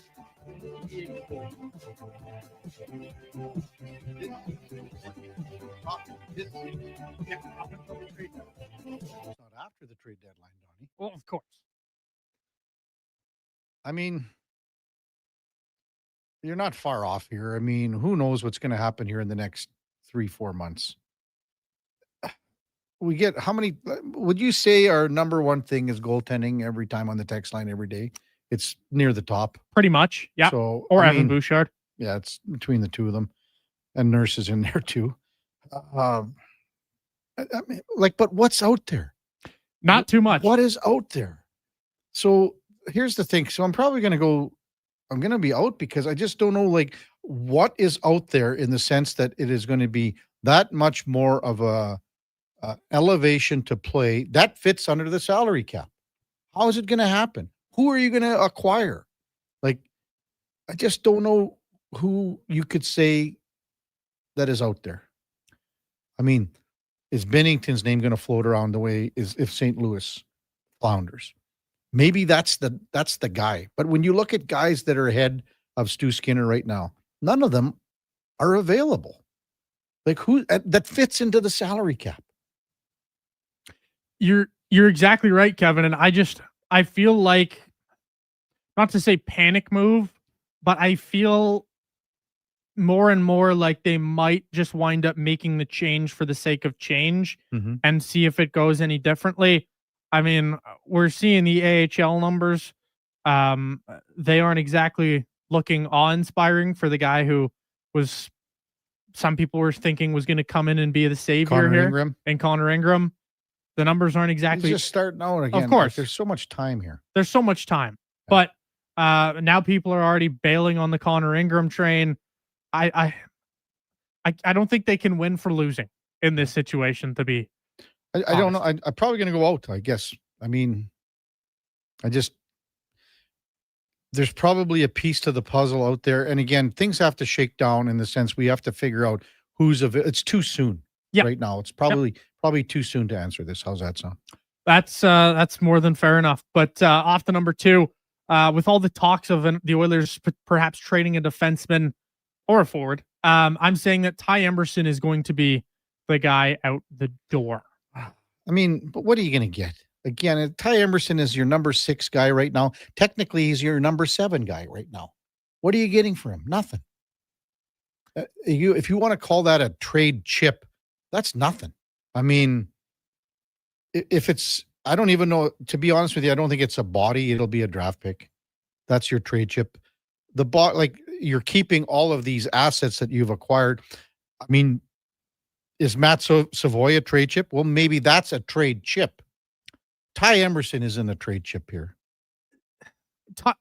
He's your 7th defenseman. I think people are talking about Ty Emberson getting dealt purely because there is probably no value in Troy Stetcher. Well, but so you throw Stetcher on waivers. If he gets claimed, he gets claimed. Whoop-de-doo. And I know Frank's talking a lot about Ty Emberson and the fact that they might deal him just because they might get a little bit of something for him. What are you getting? I don't know what you're going to get. I guess that's beauty is in the eye of the beholder, right? If Regula stays as your number 6, Ty Emberson is just fine to be here at 1.3 million as your number 7. I got no problem with Ty Emberson being here. I've quite liked his game this year, to be frank. But yeah, if you can keep Ty Emberson, I'm all on. He's a number 7 guy. He's your number. Every team has this guy as your number 7 that makes either your league minimum or in Emberson's case 1.3 million. This is it's a non-starter if you want to call him a trade chip. He's just not. Off to number 3 here. Ovi breaking, of course, 900 goals last night. I'm saying that no one is going to touch this record wherever he winds up in his career. Well, I'll tell you what. Who's the only one that they thought could even get close to 800? Is it Matthews? I think, yeah, but there's been the injuries in there, and that's kind of dove off. Who would you say that's even? I mean, you got to score 50 goals a year forever. Right? Yeah, pretty much, and you've got to stay healthy, which I think is the most important part. Which Ovi's been really lucky in his career with injuries. It's hard, man. Is it? Do you think it is? Is Matthews the only guy that gets close to 800? Probably. Draisaitl, he's got the 50 goals recently, but Draisaitl, he's already at a point where I don't think Draisaitl can come close. Draisaitl will hit 700, no question in my mind, but I don't think he'll be an 800 goal scorer He's got 409 and 805 career games. He's 29. He's 30 now. Sorry. Yeah. Matthews has a chance to get 800, but that's going to be. I'm probably going to go. I'll be with you on this one. I mean, no one thought that Gretzky's record would be broken either. But no, I'll say I'm going to be in on this one. Like Matthews has 409 goals and 643 career games. So he's going to get another. He's 28. So if he plays 10 more years, he should be able to get 350 goals. Easy, right? Yeah, you'd assume. So I mean, he could get to 800. I don't see anyone having a sniff here at 900 anymore. You'd have to have a guy that comes in and is a legitimate 60 goal guy, like a legitimate guy for 5, 6, 7 years that starts scoring hot off the hop, like coming in at 18, pops 30, 40, and then in his 20s fires in 50 to 60 for the decade. Yeah, I'll go in with you, Don. I don't think anyone's touching 900 now. Yeah, like you look at Ovi's career and there's 13 40+ goal seasons. Mm-hmm. Like that's hard to do. You have to stay incredibly healthy. You have to stay you can't really fall off a cliff. And Ovi right now, obviously a little bit probably slower of a start than he would have wanted on the goal scoring pace, but like the guy is 40 years old and at 39 he still scored 44 goals. That's hard to do. I'm very curious to see though if Matthews can even hit 800 because that's the closest guy playing right now. But off to number 4, we heard from Raps play-by-play man Matt Devlin in the first hour of the program. I'm saying that we'll see one blockbuster trade from the Raptors this year. Well, okay, they're not trading Boyles, right? He's a young 20-year-old guy. No. Okay. They're not trading Ingram. You can trade your first-round picks, obviously. Okay. So that's what you're saying, a block. No, I'm going to be out on this one. They're not ready to make that trade yet. They're not ready to be that team that is going to make a blockbuster trade because they're not ready to go to the Final Four here.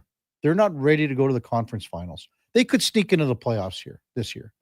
They could get bounced right away. They could be in one of the play-in games and get bounced right off the hop. I'll give them that. I think that they're good enough, I think, to be in that area and call it 7, 8, 9, 10, whatever it is. 11. I don't even know how many. But they're not good enough. So I'll say I'm out on this one. This isn't the year for them to make that trade. That's fair enough. Josh, have you got any thoughts on that? I'm curious. I echo Kevin's sentiment. They're just not there yet to make that kind of trade, and blockbuster deals. I mean, last year's sort of an outlier. They don't really happen that much in the NBA, and they don't really happen to the Toronto Raptors outside of the Kawhi Leonard one and Kawhi. Vince Carter going to the Nets. Let's see what happens next year. If they were to maybe go on a run here, but I just don't think the team is ready to challenge. So even though the East is, it's not wide open, but it's close. About as close to wide open as you can get. Yeah. I don't know. I think they might make a surprisingly big deal here. I just have a feeling. Off to number 5. This is a weird one. It's National Saxophone Day. So I am saying of all the instruments, the sax would be the coolest to learn.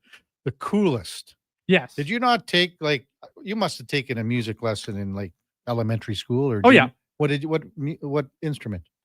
Well, I took guitar when I was younger. I played piano when I was a young kid growing up.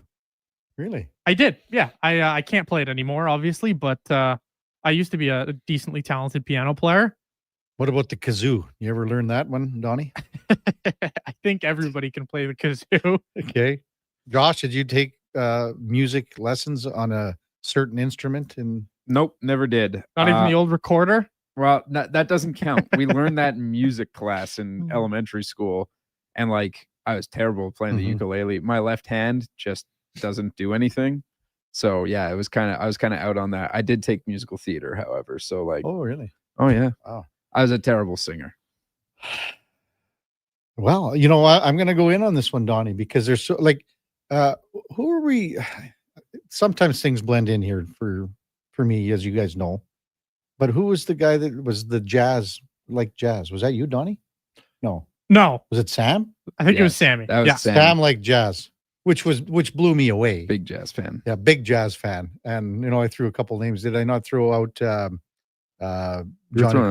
I throw out Miles and Coltrane or what? You threw out some heavy hitters. Miles Davis. Someone that he yeah, had well, no you hit him idea. with Miles Davis. And Coltrane, I think maybe. He had no idea who they were, I don't think. But so I'll go in, yeah. I mean, and I'm a big jazz guy, but I'm in the old jazz guy. Guys that you guys you've never heard of, like Charlie Parker, and go back to the 100 years ago or 80 years ago. You big Buddy Guy fan? I can't say it. I don't know much about him. Sorry. The Electric? No, I don't know much about Buddy Guy. But the older guys like Miles Davis and Coltrane and all these guys. But Charlie Parker probably goes down as the number one jazz saxophonist in history. I know who Charlie Parker is, but that's only because of Whiplash. But then I started listening to a bunch of his stuff. He's good. Charlie Parker? Yeah, he's amazing. Yeah. I'll go with you, Donnie. I'm in on this one. I'm happy with this one. Have you ever seen the SNL skit with John Hamm playing the saxophone? No. Oh, it's so fun. Is he really playing it, or is I think he's fake playing it, but it's I'd like to see that. He plays like a I don't know how to describe it, but he's like almost like a seducer, and he runs into these rooms, and he's like, I think he's like stealing this guy's girlfriend or whatever, and he's just like seducing her. It's hilarious. Really? I don't remember what the character's name is, but they've brought him back a few times as that character. You'll have to watch it during the break, but I love the I always thought the sax was the coolest of the lesser, more mainstream musical instruments, and I tried to play it once. Did you? Yeah, I tried to play it during high school, I guess, and I wasn't very talented. We'll say that. Probably a guy that I would imagine a lot of people would know and recognize that played jazz in the most recent years. He's passed on now. Clarence Clemens with the E Street Band. Have you ever, Josh, you're shaking your head. Clarence Clemens, come on, man. The E Street Band, Bruce Springsteen. All right. Of course. Yeah. Good stuff, Donnie. When we come back, we got Andrew Mason from Denver Sports 104.3 The Fan to join us. Covers the Denver Broncos. And we'll also check in with Carolyn O'Dwyer, University of Alberta Pandas, head coach in volleyball. Before that, time now for a Sports 1440 update brought to you by First Round. Sundays got even better, but tonight's the night you want to be at First Round. We got Thursday night football. You can't beat it. You could win an NFL jersey tonight, both locations. You get 50% off boneless wings at First Round, Edmonton's NFL headquarters. Here's Donnie P. This is the Sports 1440 update.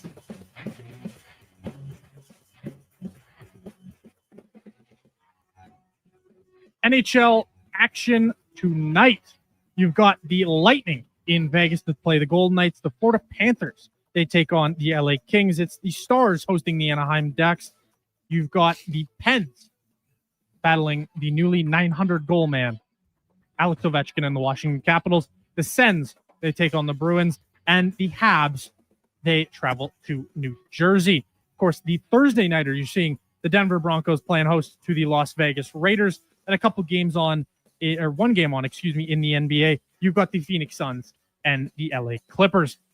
Coming up, it's hour 4 of the Kevin Karius Show. I'm Donovan Paulson. That's your Sports 1440 update.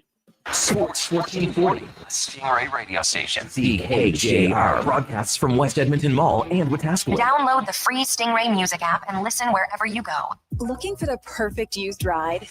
Now's the time. For as little as $25 bi-weekly, Go Auto has over 7,500 used vehicles in stock with something for everyone. From budget-friendly cars and road trip-ready SUVs to powerful work-ready trucks. With around 70 locations across Canada, your next vehicle is closer than you think. Whether you're upgrading, downsizing, or buying for the first time, we've got the right ride at the right price. But don't wait. These deals won't stick around forever. Start shopping today at GoAuto.ca.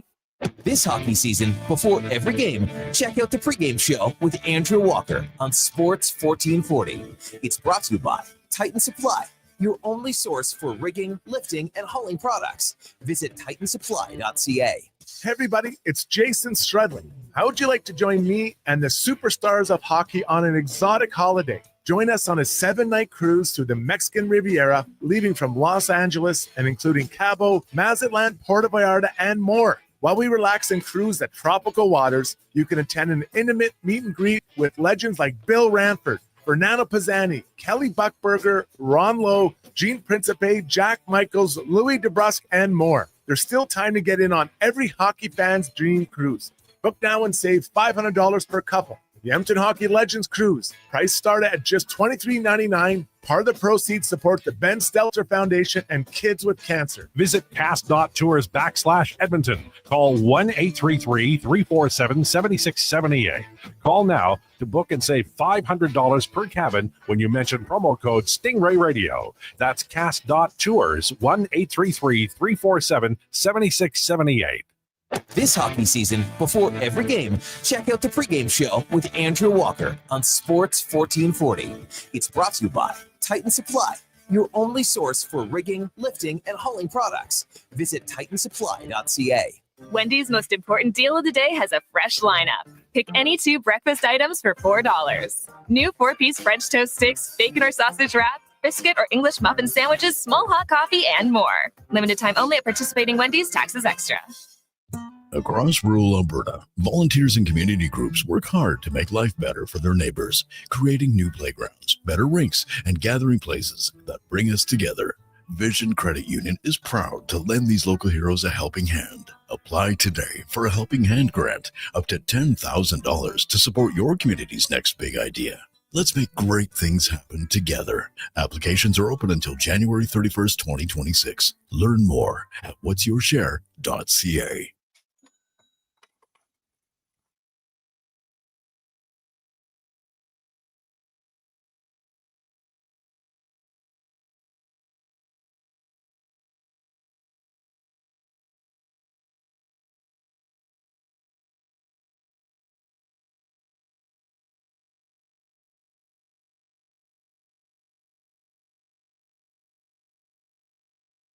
This is the Kevin Karius Show on Sports 1440, a proud presentation of Sports Select. In store or online at sportselect.com. Please play responsibly.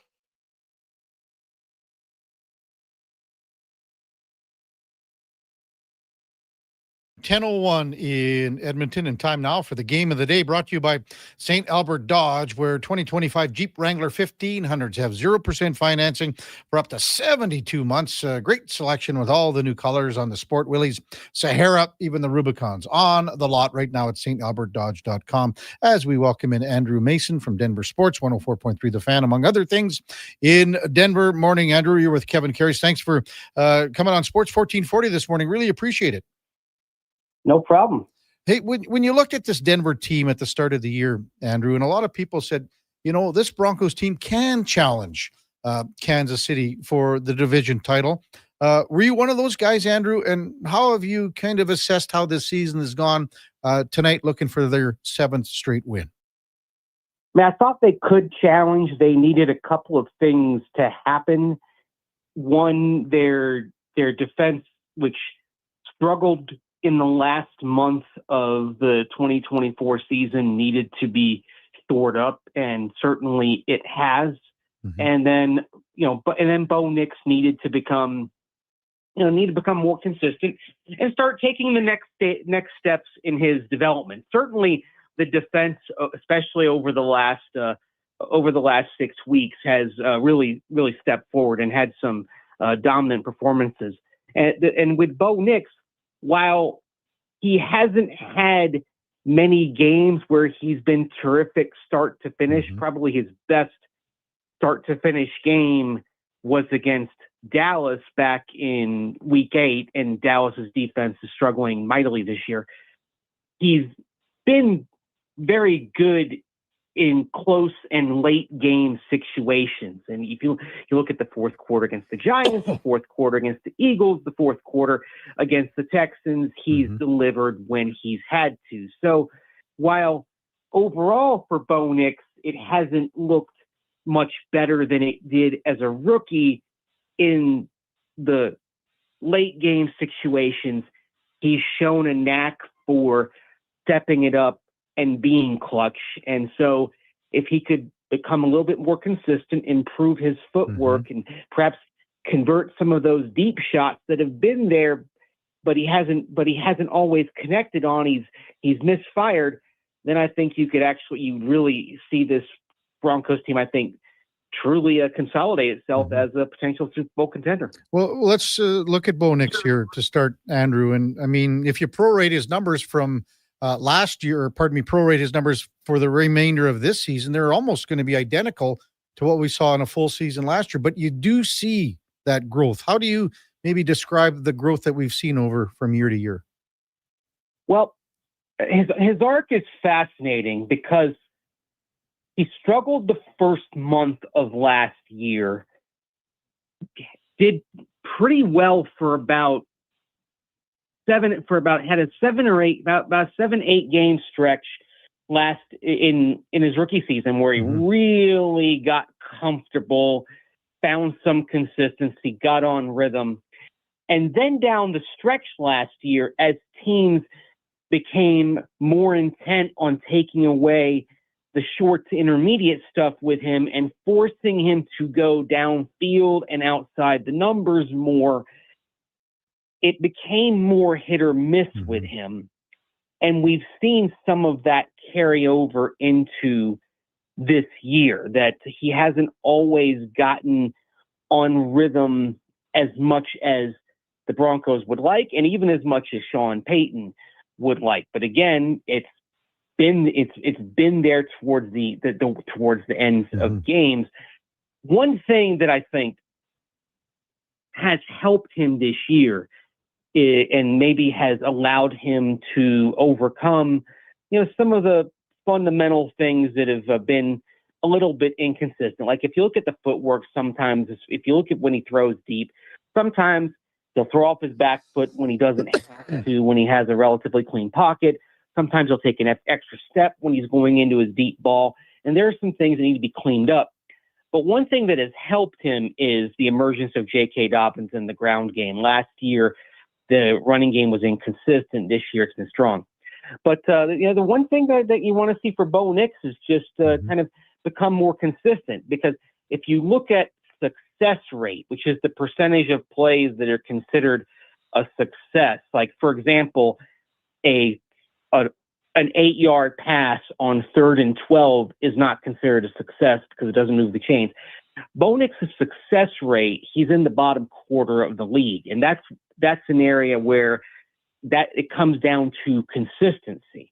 And even for the running game, while it's been effective, its success rate doesn't match what it does on a per carry basis. This is the Broncos offense that seems to be able to generate explosive plays, but it lacks some of the consistency that you want. And so I think for Bo Nix and the offense, the next step is more consistent play down to down and over the course of 4 quarters, not just getting the explosives and not just getting it done when they're kind of in scramble mode in the fourth quarter over some of the last few games.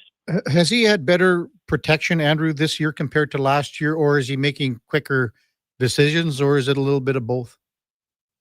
The protection's been about the same. Now they've been they've dealt with injuries on the offensive line. They're on their 3rd left guard so far this season. Ben Powers is on injured reserve. Matt Parrott is on injured reserve. So Alex Palczewski is starting at left guard now. They actually moved him over from the right side of the offensive line. He was their right side backup, and now he's playing left guard. But the protection has been about the same. Garrett Bowles is having an outstanding year at left tackle, probably his best career season. The decision-making looks like it's a little bit quicker for him. He's definitely processing things a little bit better. What you'd like to see again is a little bit more. You'd like to see the accuracy come in a little bit more and just get a little bit closer to where he was back in college. Yeah, I was just looking, Andrew, in the sense that I think he was sacked 24 times last year, only 9 so far this year. And also, how much has RJ Harvey helped out of the backfield for? He's helping tremendously, and Harvey is really emerging as pass catching threat, which that was something the Broncos projected on him coming out of Central Florida, even though he did not have the pass catching production down there because they didn't involve him that much in that phase of their offense. They liked the skill set he had, even though he didn't have many opportunities to do it. So they've gotten him more involved in there. He's proving to be a nice target on swing passes, on wheel routes. He had a touchdown catch last week and has brought a nice little dynamic threat to the offense there. Now, he's not ready to be a true every down back because he's not there in pass protection. That's why J.K. Dobbins is clearly the RB1 there in that mix. But he certainly brought some juice to that room, and it's become a very good tandem arrangement there with J.K. Dobbins having the bulk of the work and then R.J. Harvey coming in and kind of throwing the curveball at opponents and being dynamic coming out of the backfield. So they really like what they've seen from R.J. Harvey, especially in the last couple of weeks. Andrew Mason from Denver Sports 104.3 The Fan, our guest on the Kevin Karius Show on Sports 1440. Are they starting to incorporate the tight end Evan Ingram a little bit more day-to-day, game-to-game here? What are your thoughts there, Andrew? Definitely more, and certainly they did look into some tight ends, though, at the trade deadline. They did not make a deal at the deadline, but they were looking to add some depth to the room. Nate Adkins, one of their backups, he recently suffered a knee injury, even though he's not gone on injured reserve. Ingram, at this point in his career, he's not much of a downfield threat. He's definitely more of a short area target, going to average about 8 or 9 yards a catch. But they've involved him more after a little bit of a sluggish start to the season. So you'll see him involved, across the middle or just across the middle or down the or short intermediate in the seams.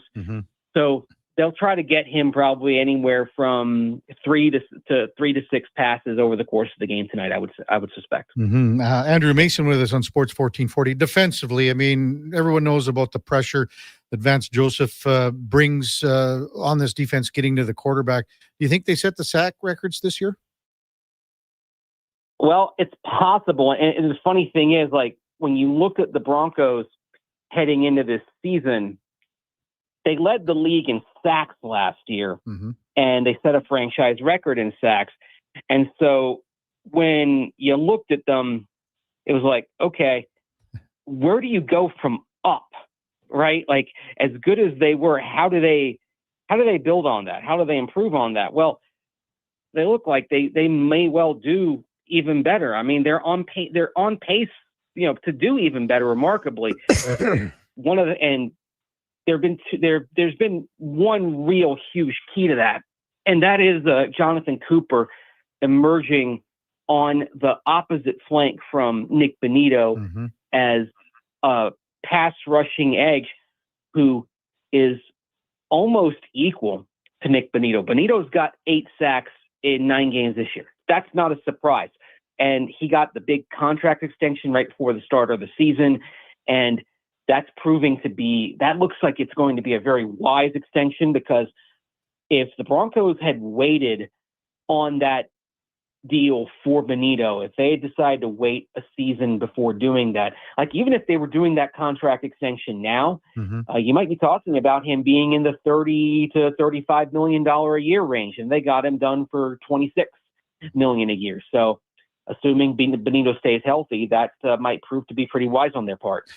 Jonathan Cooper, they got done at the middle of last season for about $13 million a year. his career high was 8.5 sacks before this year. He already has 7. And you fact it, so Nick Bonito, building on last year, on pace for a career high of sacks. Jonathan Cooper doing well. And Zach Allen, who last year with 40 quarterback hits became the first interior defensive lineman with 40 quarterback hits since Aaron Donald back in 2018. He's already got 25 this year, so he's on pace to have more quarterback hits than he had last year. So you talk about Bonito, Cooper, and Allen had all having career years last year for a team that led the league in sacks.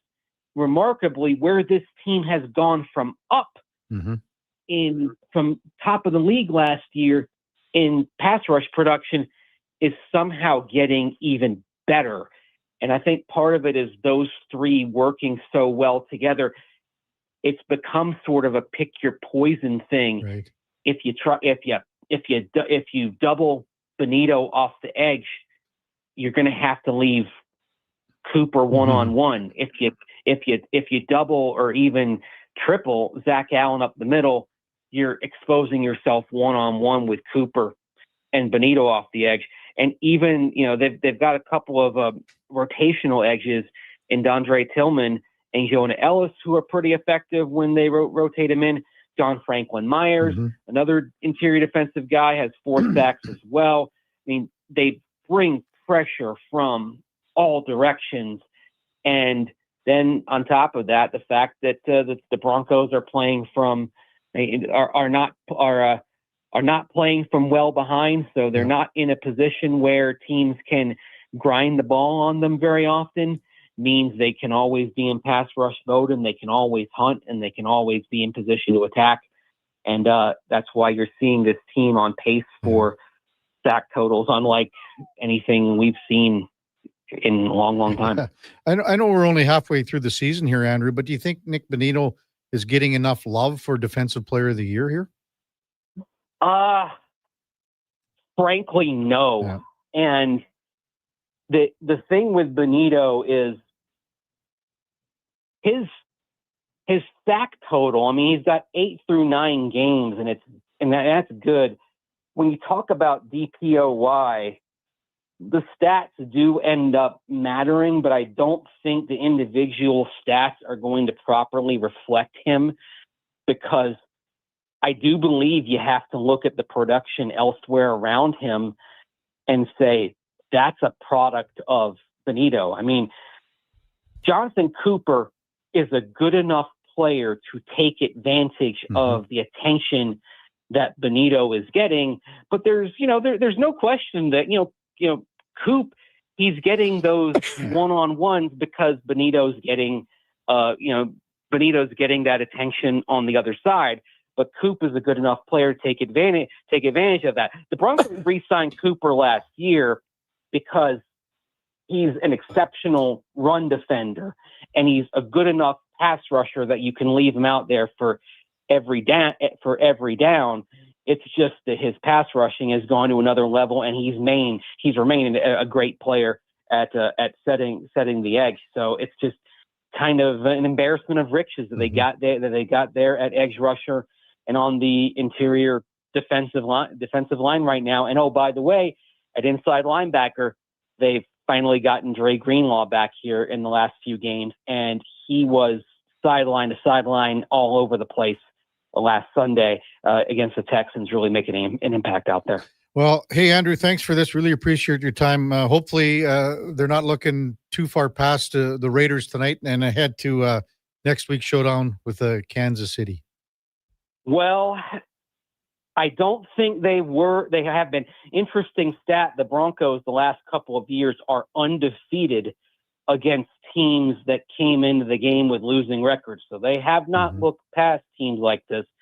And the message that Sean Payton conveyed to his guys this week was, hey, look what happened to Detroit against Minnesota last Sunday.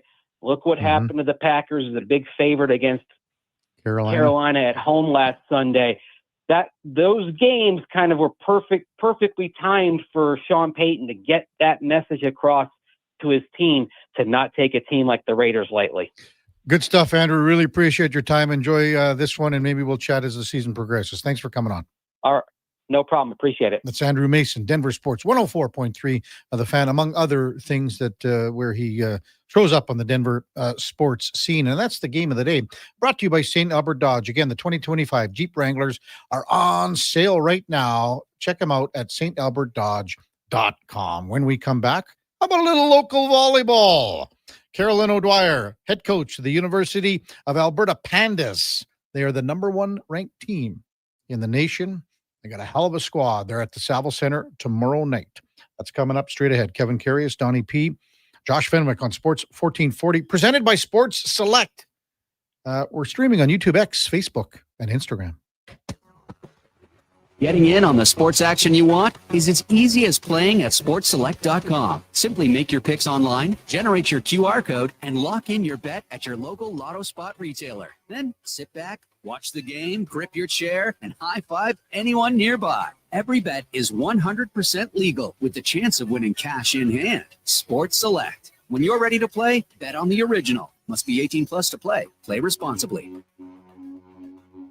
Hey, Sports 1440 is your front row seat to the wild world of sports. Local legends, national headlines, and everything in between. Your game, your station. This is Sports 1440. I'm Rick Showers from No Bull RV, and I know a lot about how RVs work. I post videos on Facebook every week showing the weak points and how failures can occur. But even I don't winterize my own RV. What are you saying, Rick? You don't think you could do it? Oh, sure, Bob, I could do it, but I couldn't do it at a professional level. When you expect your RV to survive the harsh northern Alberta winter, this is no place for hobbyists. And I don't service used RVs all day, every day. Instead, I hired people smarter than me to do that sort of work. That's the team that winterizes my trailer, the same team that'll winterize yours. Your RV service team works 12 months of the year repairing and maintaining used RVs. That's right, Bob. If you want your RV working right in the spring, the real work happens now, in the fall. Our winterization packages start at just $99, and that includes a full report in writing. No surprises, just the great outdoors waiting for you when the last of the snow melts. And that's No Bull. NoBullRV.ca.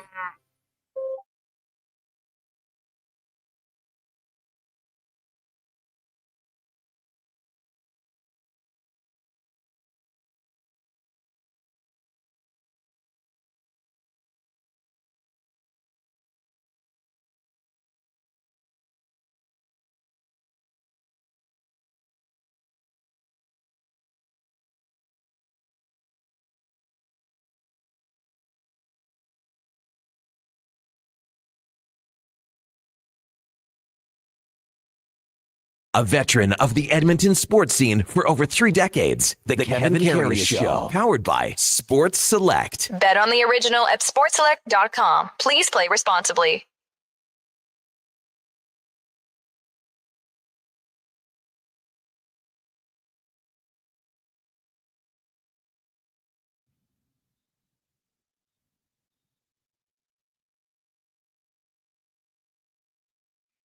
Well, Donnie, you just never fail and cease to amaze me here. Your musical interludes and musical selections, top notch, continuing. And you got one more day left till the Duke comes back. Oh, there's going to be some surprises So for impressive. tomorrow. Oh, is it really? Oh, yeah. Well, it's Playlist Friday. Let's play this Friday. But I mean- of course, I'm going to throw in a little surprise myself. Very impressive. Very impressive, Donnie. Kevin Karius Show is presented by Sports Select. Again, we talked about the QR code, but if you like the paper selection slips, we got them too. Just go to your local Lotto Spot retailer. It's 100% legal. You got to be 18 years plus. Please play responsibly as we welcome back an old friend of the program, Carolyn O'Dwyer, head coach of the Alberta Gold and Alberta Pandas, volleyball team, the number 1 ranked team in the nation. Good morning, Carolyn. Thanks for jumping back on Sports 1440 and the Kevin Karius Show. Really appreciate it. Good morning, Kevin. Thank you very much for having me. Do you always like hearing the number 1 ranked team or not? I mean, obviously it's nice to be there. I think that comes with, maybe some added expectations and pressure, but we'd rather be there than somewhere else. But yeah, it's nice to hear, I guess. We had Mark Killam on, head coach of the Double E, about an hour and a half ago, and one of the questions I asked him about, because this was his first year, you're in here a couple of years now with the Pandas, but I asked him what was it like for him to grow in his first year? So maybe similar to you, Carolyn, what's it been like for you to grow with this program and here at the U of A with the Pandas? Yeah, it's been definitely lots of learning for me. I think coming into a program that was really successful and really established is positive, but then you got to, kind of make some things your own a little bit. And yeah, for me, just learning lots and just making sure I'm open to that and making sure I get better all the time, and definitely seeing that as the years progress. So it's challenging, but yeah, just being open to that growth and making sure that I'm always trying to get better, just like the athletes are.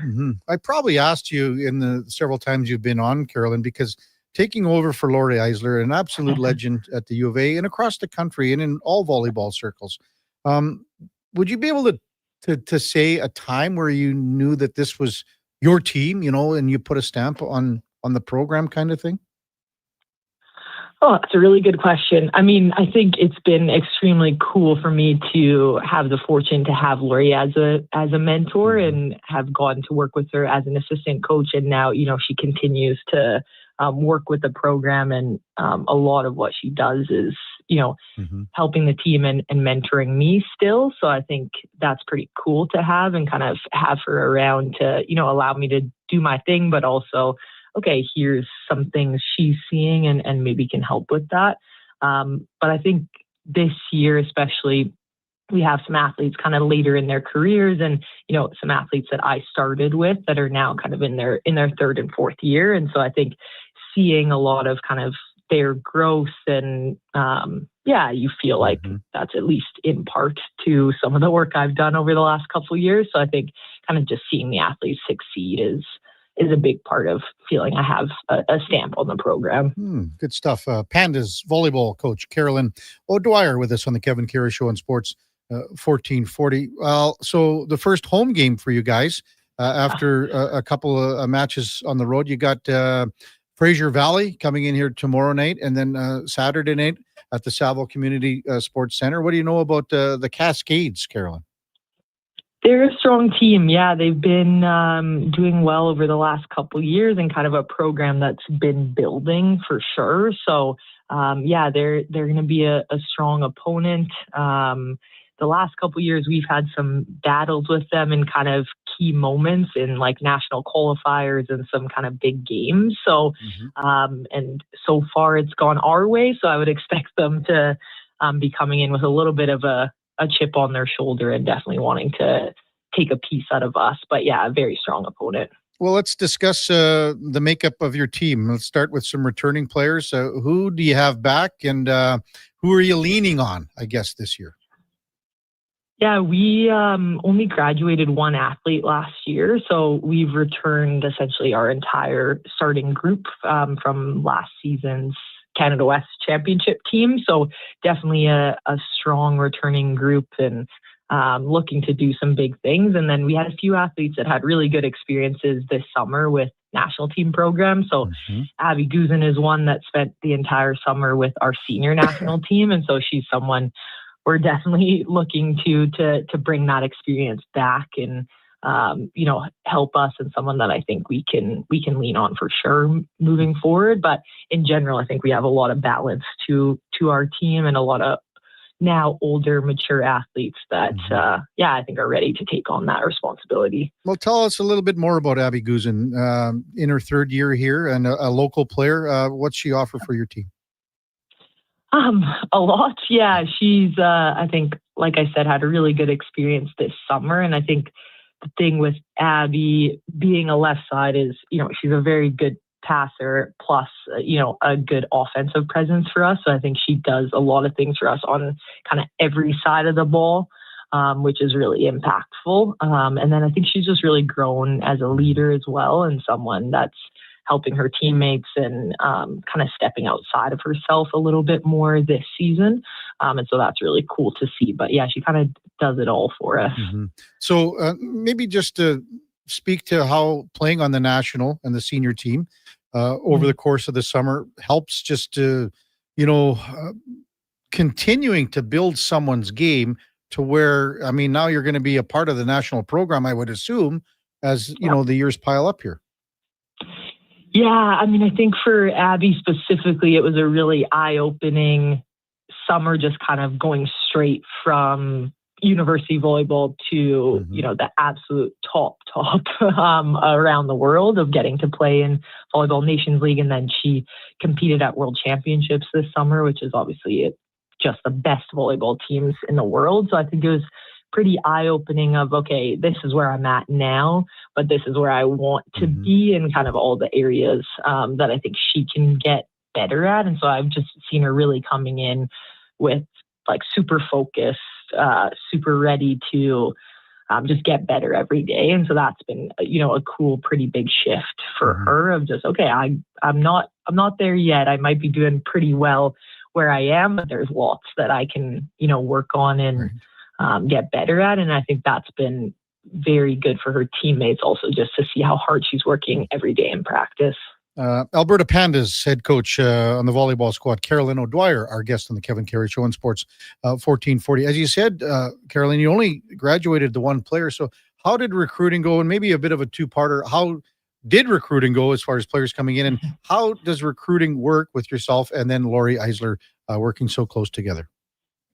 Yeah, so we still have 5 new athletes on our team this year, even only graduating the one athlete. Again, just we have quite a few athletes getting older in their careers, and so trying to, not have a max exodus that we have to, replace in one swoop. So we have 5 new athletes and some really good additions to our team, which has been awesome. A couple that have also been part of junior national team programs and just really strong athletes in their own right coming in. So that's been amazing. Just, I think, really raised the level of our gym every single day. So still have, added some athletes. And I think it's been super beneficial in the recruiting side of just, I've spent the last couple summers working with national team programs as well. And I think for athletes that want to take that next step, I think we're becoming a really strong program for them to look at if that's something that's in their future. So I think that's definitely helped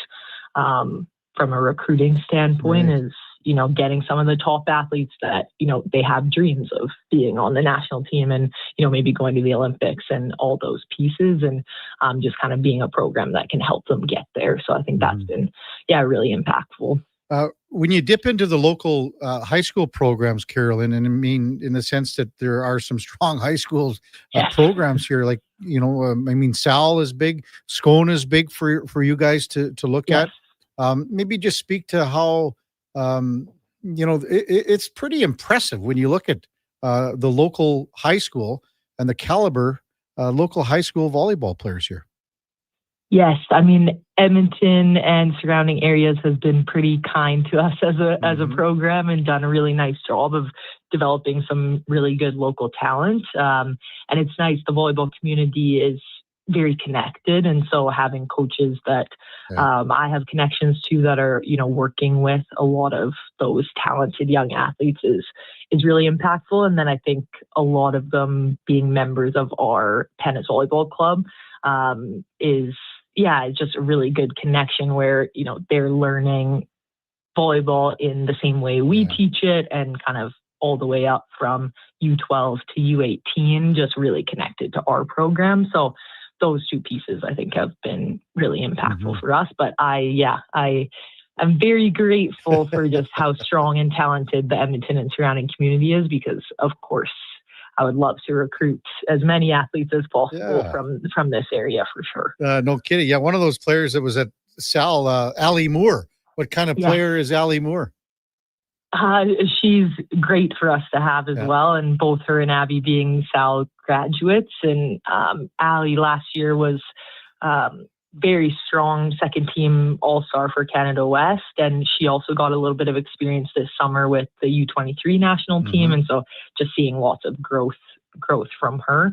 And really looking forward to what she does this season. Yeah, fourth year, correct, for Ali? Yes. Yeah, fourth year.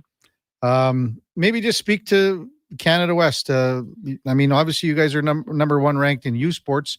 Who are the teams that Winnipeg and Manitoba, always strong volleyball programs, but UBC as well. What are we looking at here in Canada West? Yeah, I think it will be another battle in the Canada West Conference. There's quite a few strong teams. And yeah, you hit some of them for sure. Manitoba defending national champions of last year. So of course, that's going to be a strong team. And they have the 2-time in a row player of the year for U Sports still with them. So I think that's going to be a really strong team. UBC as well seems to always be really strong and a little bit of a rival for us. And then I think the conference just in general is raising the level. I mean, UFE is a team, Trinity Western, even Sask that we played the first weekend of the league seems to just keep getting better. So I think the conference is really strong. Looking at the last 2 years when you went to nationals in Canada West, Carolyn, maybe just touch on. I mean, you're close. You're so close. You can taste it. What do you got to do as a side to get over the hump here?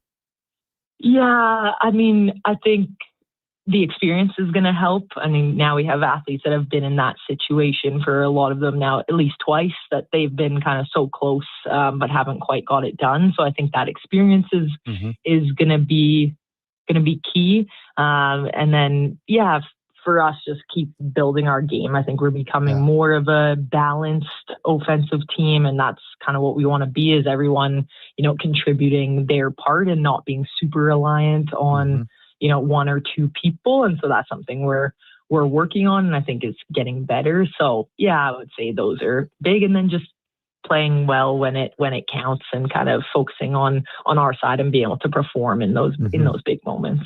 Hey, Carolyn, as always, thanks for your time. Good luck against the Cascades tomorrow and Saturday at the Saville Center. Appreciate your time, and thanks for coming on. Take care. Hey, thank you very much. Always a pleasure. All right, that's Carolyn O'Dwyer, Pandas volleyball head coach. When we come back, we're going to wrap things up and maybe a special guest appearance in studio by one of Edmonton's finest.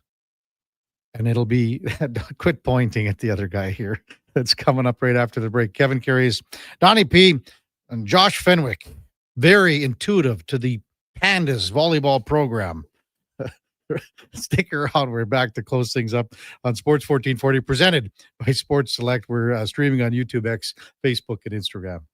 Stories are told to make a point, and GS Construction takes them very seriously. We're not talking about fairy tales. GS Construction looks at the story old pipes tell us, a tale of time and pressure and endurance. So when those old pipes are ready to end their story, GS Construction starts a new chapter by repairing or rebuilding, or in some cases, renewing the underground infrastructure that supports our modern lives, making sure every community's story continues on safely and reliably. For more, visit gsconstruction.ca. You wanted local sports on weekends. Saturday mornings at 9, check out the Saturday Sports Setup, where we'll tee up what's happening on the weekend sports scene. Tune in Saturday morning at 9 on Sports 1440. I'm getting McDonald's. You want anything? Oh, yeah. I'll get I've got to get 2 cheeseburgers, medium fries, and a medium fountain drink for $9.99. Hey, maybe I'll eat 1 cheeseburger right away and save 1 for later. Maybe I'll stack them and eat them both at once.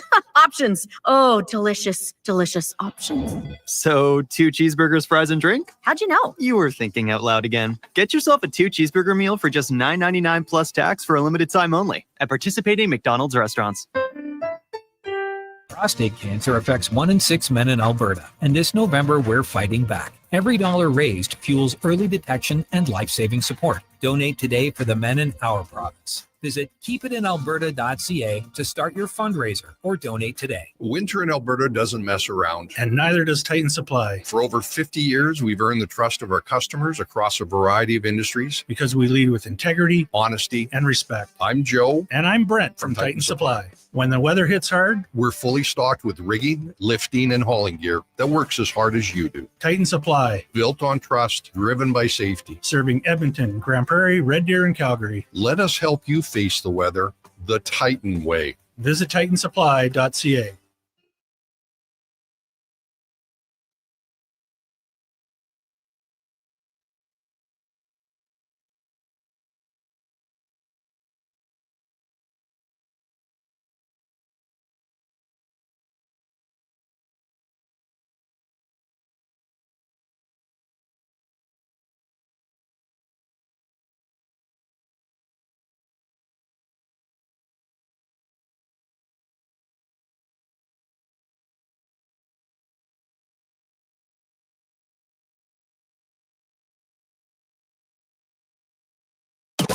The Kevin Karius Show, breaking down Edmonton's favorite teams, even though his favorite Junior A hockey team is the Yorkton Terriers. Thanks for checking in with Sports 1440.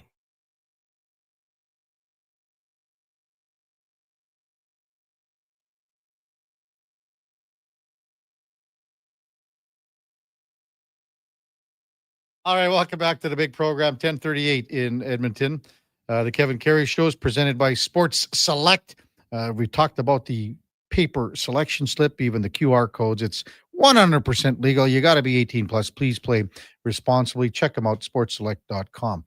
You know, sometimes when you're in the Sports 1440 studios, and it's a busy place here in West Edmonton Mall, we sort of miss being on the front lines here because we were right where CFCW is right now. If you ever walked by where Stingray is, K97 was there.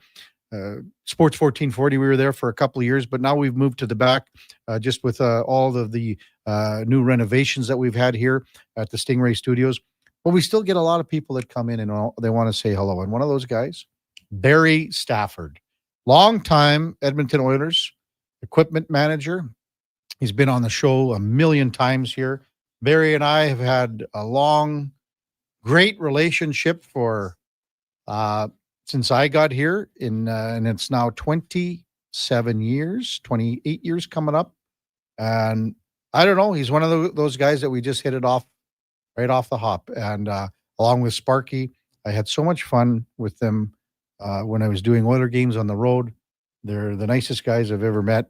And Barry's in studio now. Hey, Barry, thanks for walking by and saying hello. Good morning. Hey, Good I'm not really here to pump your tires. I didn't come here to see you. I came here to see Jackie Ray. Congrats. Good for you. Jackie Ray on her retirement. Yep. And you know what? Darren Stuckey and myself were just over at the River Cree Resort, and we're planning a unbelievable event. Probably Edmonton's premier fundraising event in April the 18th called Toast of the Town. Yep. You've heard of that? I have, and I'm proud to be a part of it. A small part, not like you guys. What we do today saves lives tomorrow. Mm-hmm. That's the byline. That's what I'm in. That's what I'm doing. And we had Darren Stuckey. Terry O'Flynn is going to be this year's Toast coming up in April. You've been a Toast. Kevin Lowe, Cal Nichols, and you guys have raised a pile of dough for ACF and the CAR T cell therapy. Yep. I always want to say, I always want to say it like the NHL player, Ty Karche. You know what I mean? Well, I do want to say, Kevin, thanks for taking the time here. This was really impromptu, but you're a huge friend, a huge supporter. I mean, you've been doing so many different charity events, and you're a wonderful golf tournament for I bet you 30 some years. Thanks for you for coming every year. It's a very personal time for me right now, Kevin. It's November, and in my world, in the world I worked in for many, many years, November was Hockey Fights Cancer Month. Mm-hmm. The reason it's personal on a couple of notes is, of course, we lost our good friend David Semenko, Sammy, many years ago to pancreatic cancer, which was really a big hit for most of the guys on the team at that time. And the Dynasty Year group especially. But recently we've lost other members that are very close to our other family. John Sexsmith, one of your colleagues, who we miss dearly. John is just a very special human being working with the Alberta Cancer Foundation, and of course, I hate to mention this, but another very dear friend of mine, a close friend of the Oilers, another Oiler alumni member, Stuart Poirier, who was our massage therapist, just recently passed away from pancreatic cancer. And it's tough to deal with, but I'm very encouraged by, number one, the support that we receive from yourself, but the community in oil country.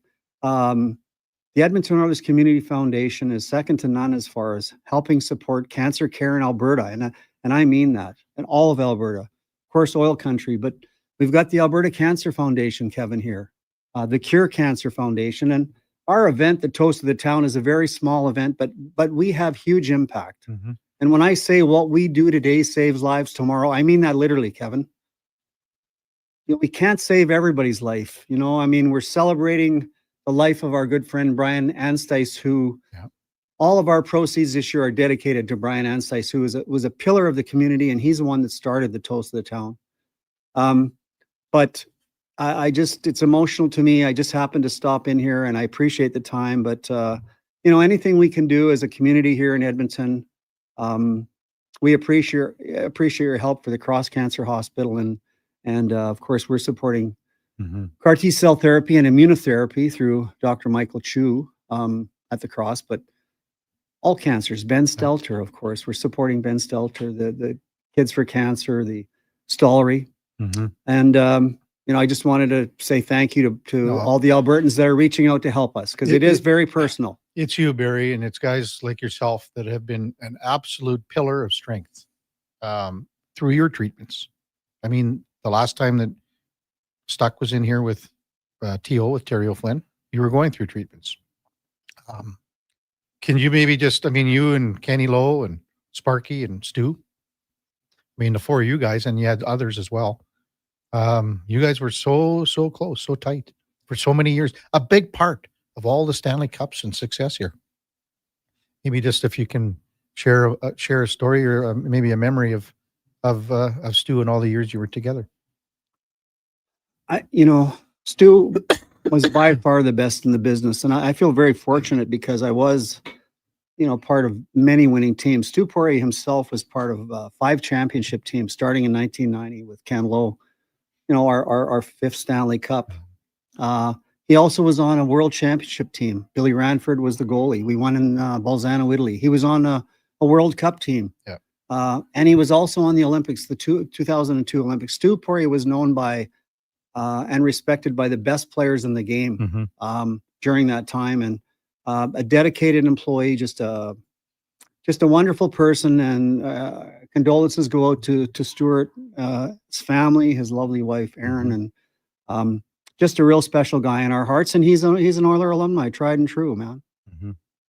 I'm so glad you popped in here, man.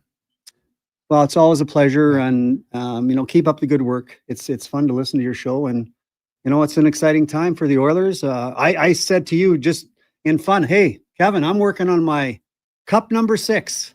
Because you know what they say, Kev? We don't want to say this in Calgary, but the 6th cup is always the hardest. Thanks, buddy. Peace, brother. Yeah. Love you guys. Thanks. Yeah. It's Barry Stafford, Darren Stuckey. They just stopped in. And again, the Toast of the Town, it's coming up. There's meetings and things like that, but and again, it'll be in April. It's right after the regular season ends for the Edmonton Oilers. It's going to be at the River Cree. Cal Nichols, Kevin Lowe, and Terry O'Flynn this year, and Barry Stafford. And again, Barry talked about Brian Anstice, and he passed away a few months ago now. So instrumental in getting things going. Barry and Brian met during their cancer treatments and became almost inseparable, the very best of friends for the time that both of them were going through treatments and things like that, and the coffee clubs and all of that. And it's almost like they were lifelong friends, but only met in the last several years of their lives. You wonder how things would have been different had they met, decades ago. But Brian and I met a long time ago, went on a fishing trip up to Winifred Lake Lodge together with Terry O'Flynn and some other guys. But these are the guys in the community that keep it going. I mean, those are the guys like you can talk about. I mean, Bruce Saville just passed away. They had the funeral for celebration of life on the past weekend. John Sexsmith is coming up next weekend, and Barry talked about Johnny and how much he's done work at how much work he did at the ACF, and it was his second stage of third or fourth or fifth stage of Johnny's life. When you think about from day one of playing hockey and going to Notre Dame, then getting into broadcasting and doing coaching, and now the latter years battling cancer for 13, and then going on to being a big part at the ACF and the Cross Cancer Foundation. See you, Barry. Yeah, these are the guys that keep the community going. These are the heartbeat. That's the like you can talk about all the other stuff and the little things and everything like that. It's all about these guys that are keeping. They're the pistons that are driving the engine in town, keeping everything going. So I have to thank Barry Stafford a lot for just popping in and saying hello. That's the best thing. Just saying hello, coming in and talking about that. Fellas, Donnie P, Josh, have I missed any? I haven't really been looking at the text line. Missing it. Donnie, we got to do our pick here yet. We do. We not? And we should also say Donnie Baseball stepping away from the Toronto Blue Jays. Wow. Oh, that's too bad. Not retiring, but stepping away, looking for other opportunities. I wonder what, and that just came down now. Just yeah, there was a little bit ago, but yeah, that was somewhat breaking news. That's kind of too bad. I think everyone enjoyed his tenure and his time in Toronto. Well, what do we got here, Donnie? What's the Sports Select spread on the game tonight? Have you got it punched up? The Vegas Raiders in Denver to take on the Broncos. Broncos on a 6-game winning streak. They lead the AFC West with a 7-2 record. The Raiders let's be honest. The Raiders they could have beaten Jacksonville last weekend. There's no reason why they couldn't have. They had the ball with, on the last play of the game to drill a 2-point convert to win. They end up losing to Jacksonville, dropped to 2-6. Chargers are 6-3. Chiefs are 5-4 in the division. Everyone's chasing the Broncos. For some reason, this stinks of Denver not covering the spread. Is it 9.5, Donnie? It is still 9.5. Just refreshed it. Why am I getting the feeling that Vegas is covering tonight? I don't know why you're getting the feeling that Vegas is covering, because they stink. But hey, you know what? You can choose whatever you want, Kevin. Mm-hmm. I'm not going to stop you. Well, no, I know, but I mean, what would you do? You would take Denver, wouldn't you? I'm not telling you what I would take. What do you think the Duke would do? What would you do, Josh? I wish Connor Halley, he was just walking by. I would like to get his opinion. I know exactly what the Duke would say in this scenario if it was his pick. He would take Denver. Too many points for a divisional game. Too many points for a divisional game. So what about Jacoby Myers not in Vegas anymore?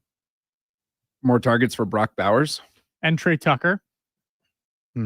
Trey Tucker's been actually pretty good. Trey Tucker. Don't expect a lot for the run game tonight. Obviously, we just had Genty, Andrew right? Mason on. Yeah, Genty. They're going to... Okay, what about how many sacks? How many sacks is the Denver defense going to get on Geno Smith tonight? Like 12? 6? Is he over? They Do we have an over-under on that? I don't know if there's an over-under I'm on sure that, but there's a prop bet right it's probably there. blasphemous. They had 9 against the Jets just a couple of weeks ago as a team, so no need to. Why too many points against the divisional rival? I wish MTR would come in with his extensive knowledge. Mike from Kindersley just texted in. Barry Stafford, one of the greatest guys I've ever met. You are bang on. You are bang on there, Mike. Unreal.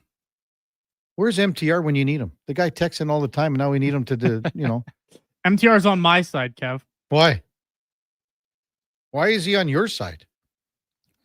Because that's where he should be. When's the last time MTR did anything nice for you, huh? Nothing. I like exactly. this. Why would he help you out in this scenario? First of all, I like this text from Jeff on the farm. Missed it. Sorry, it's an hour ago. Hey, boys, Ovechkin just cashed me in on a bet I made years ago when he hit 600 goals. I bet my buddy he'd hit 900. He said, no chance. $100 in my pocket today. Well, first of all, how about some odds here? Like back then at 600, Jeff, you should have got 100 to 1?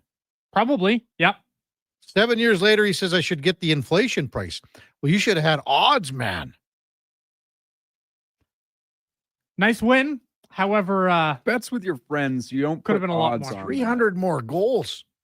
300 more. Yeah, on but a $100 bet, it should have been 100 to 1, if that, maybe more.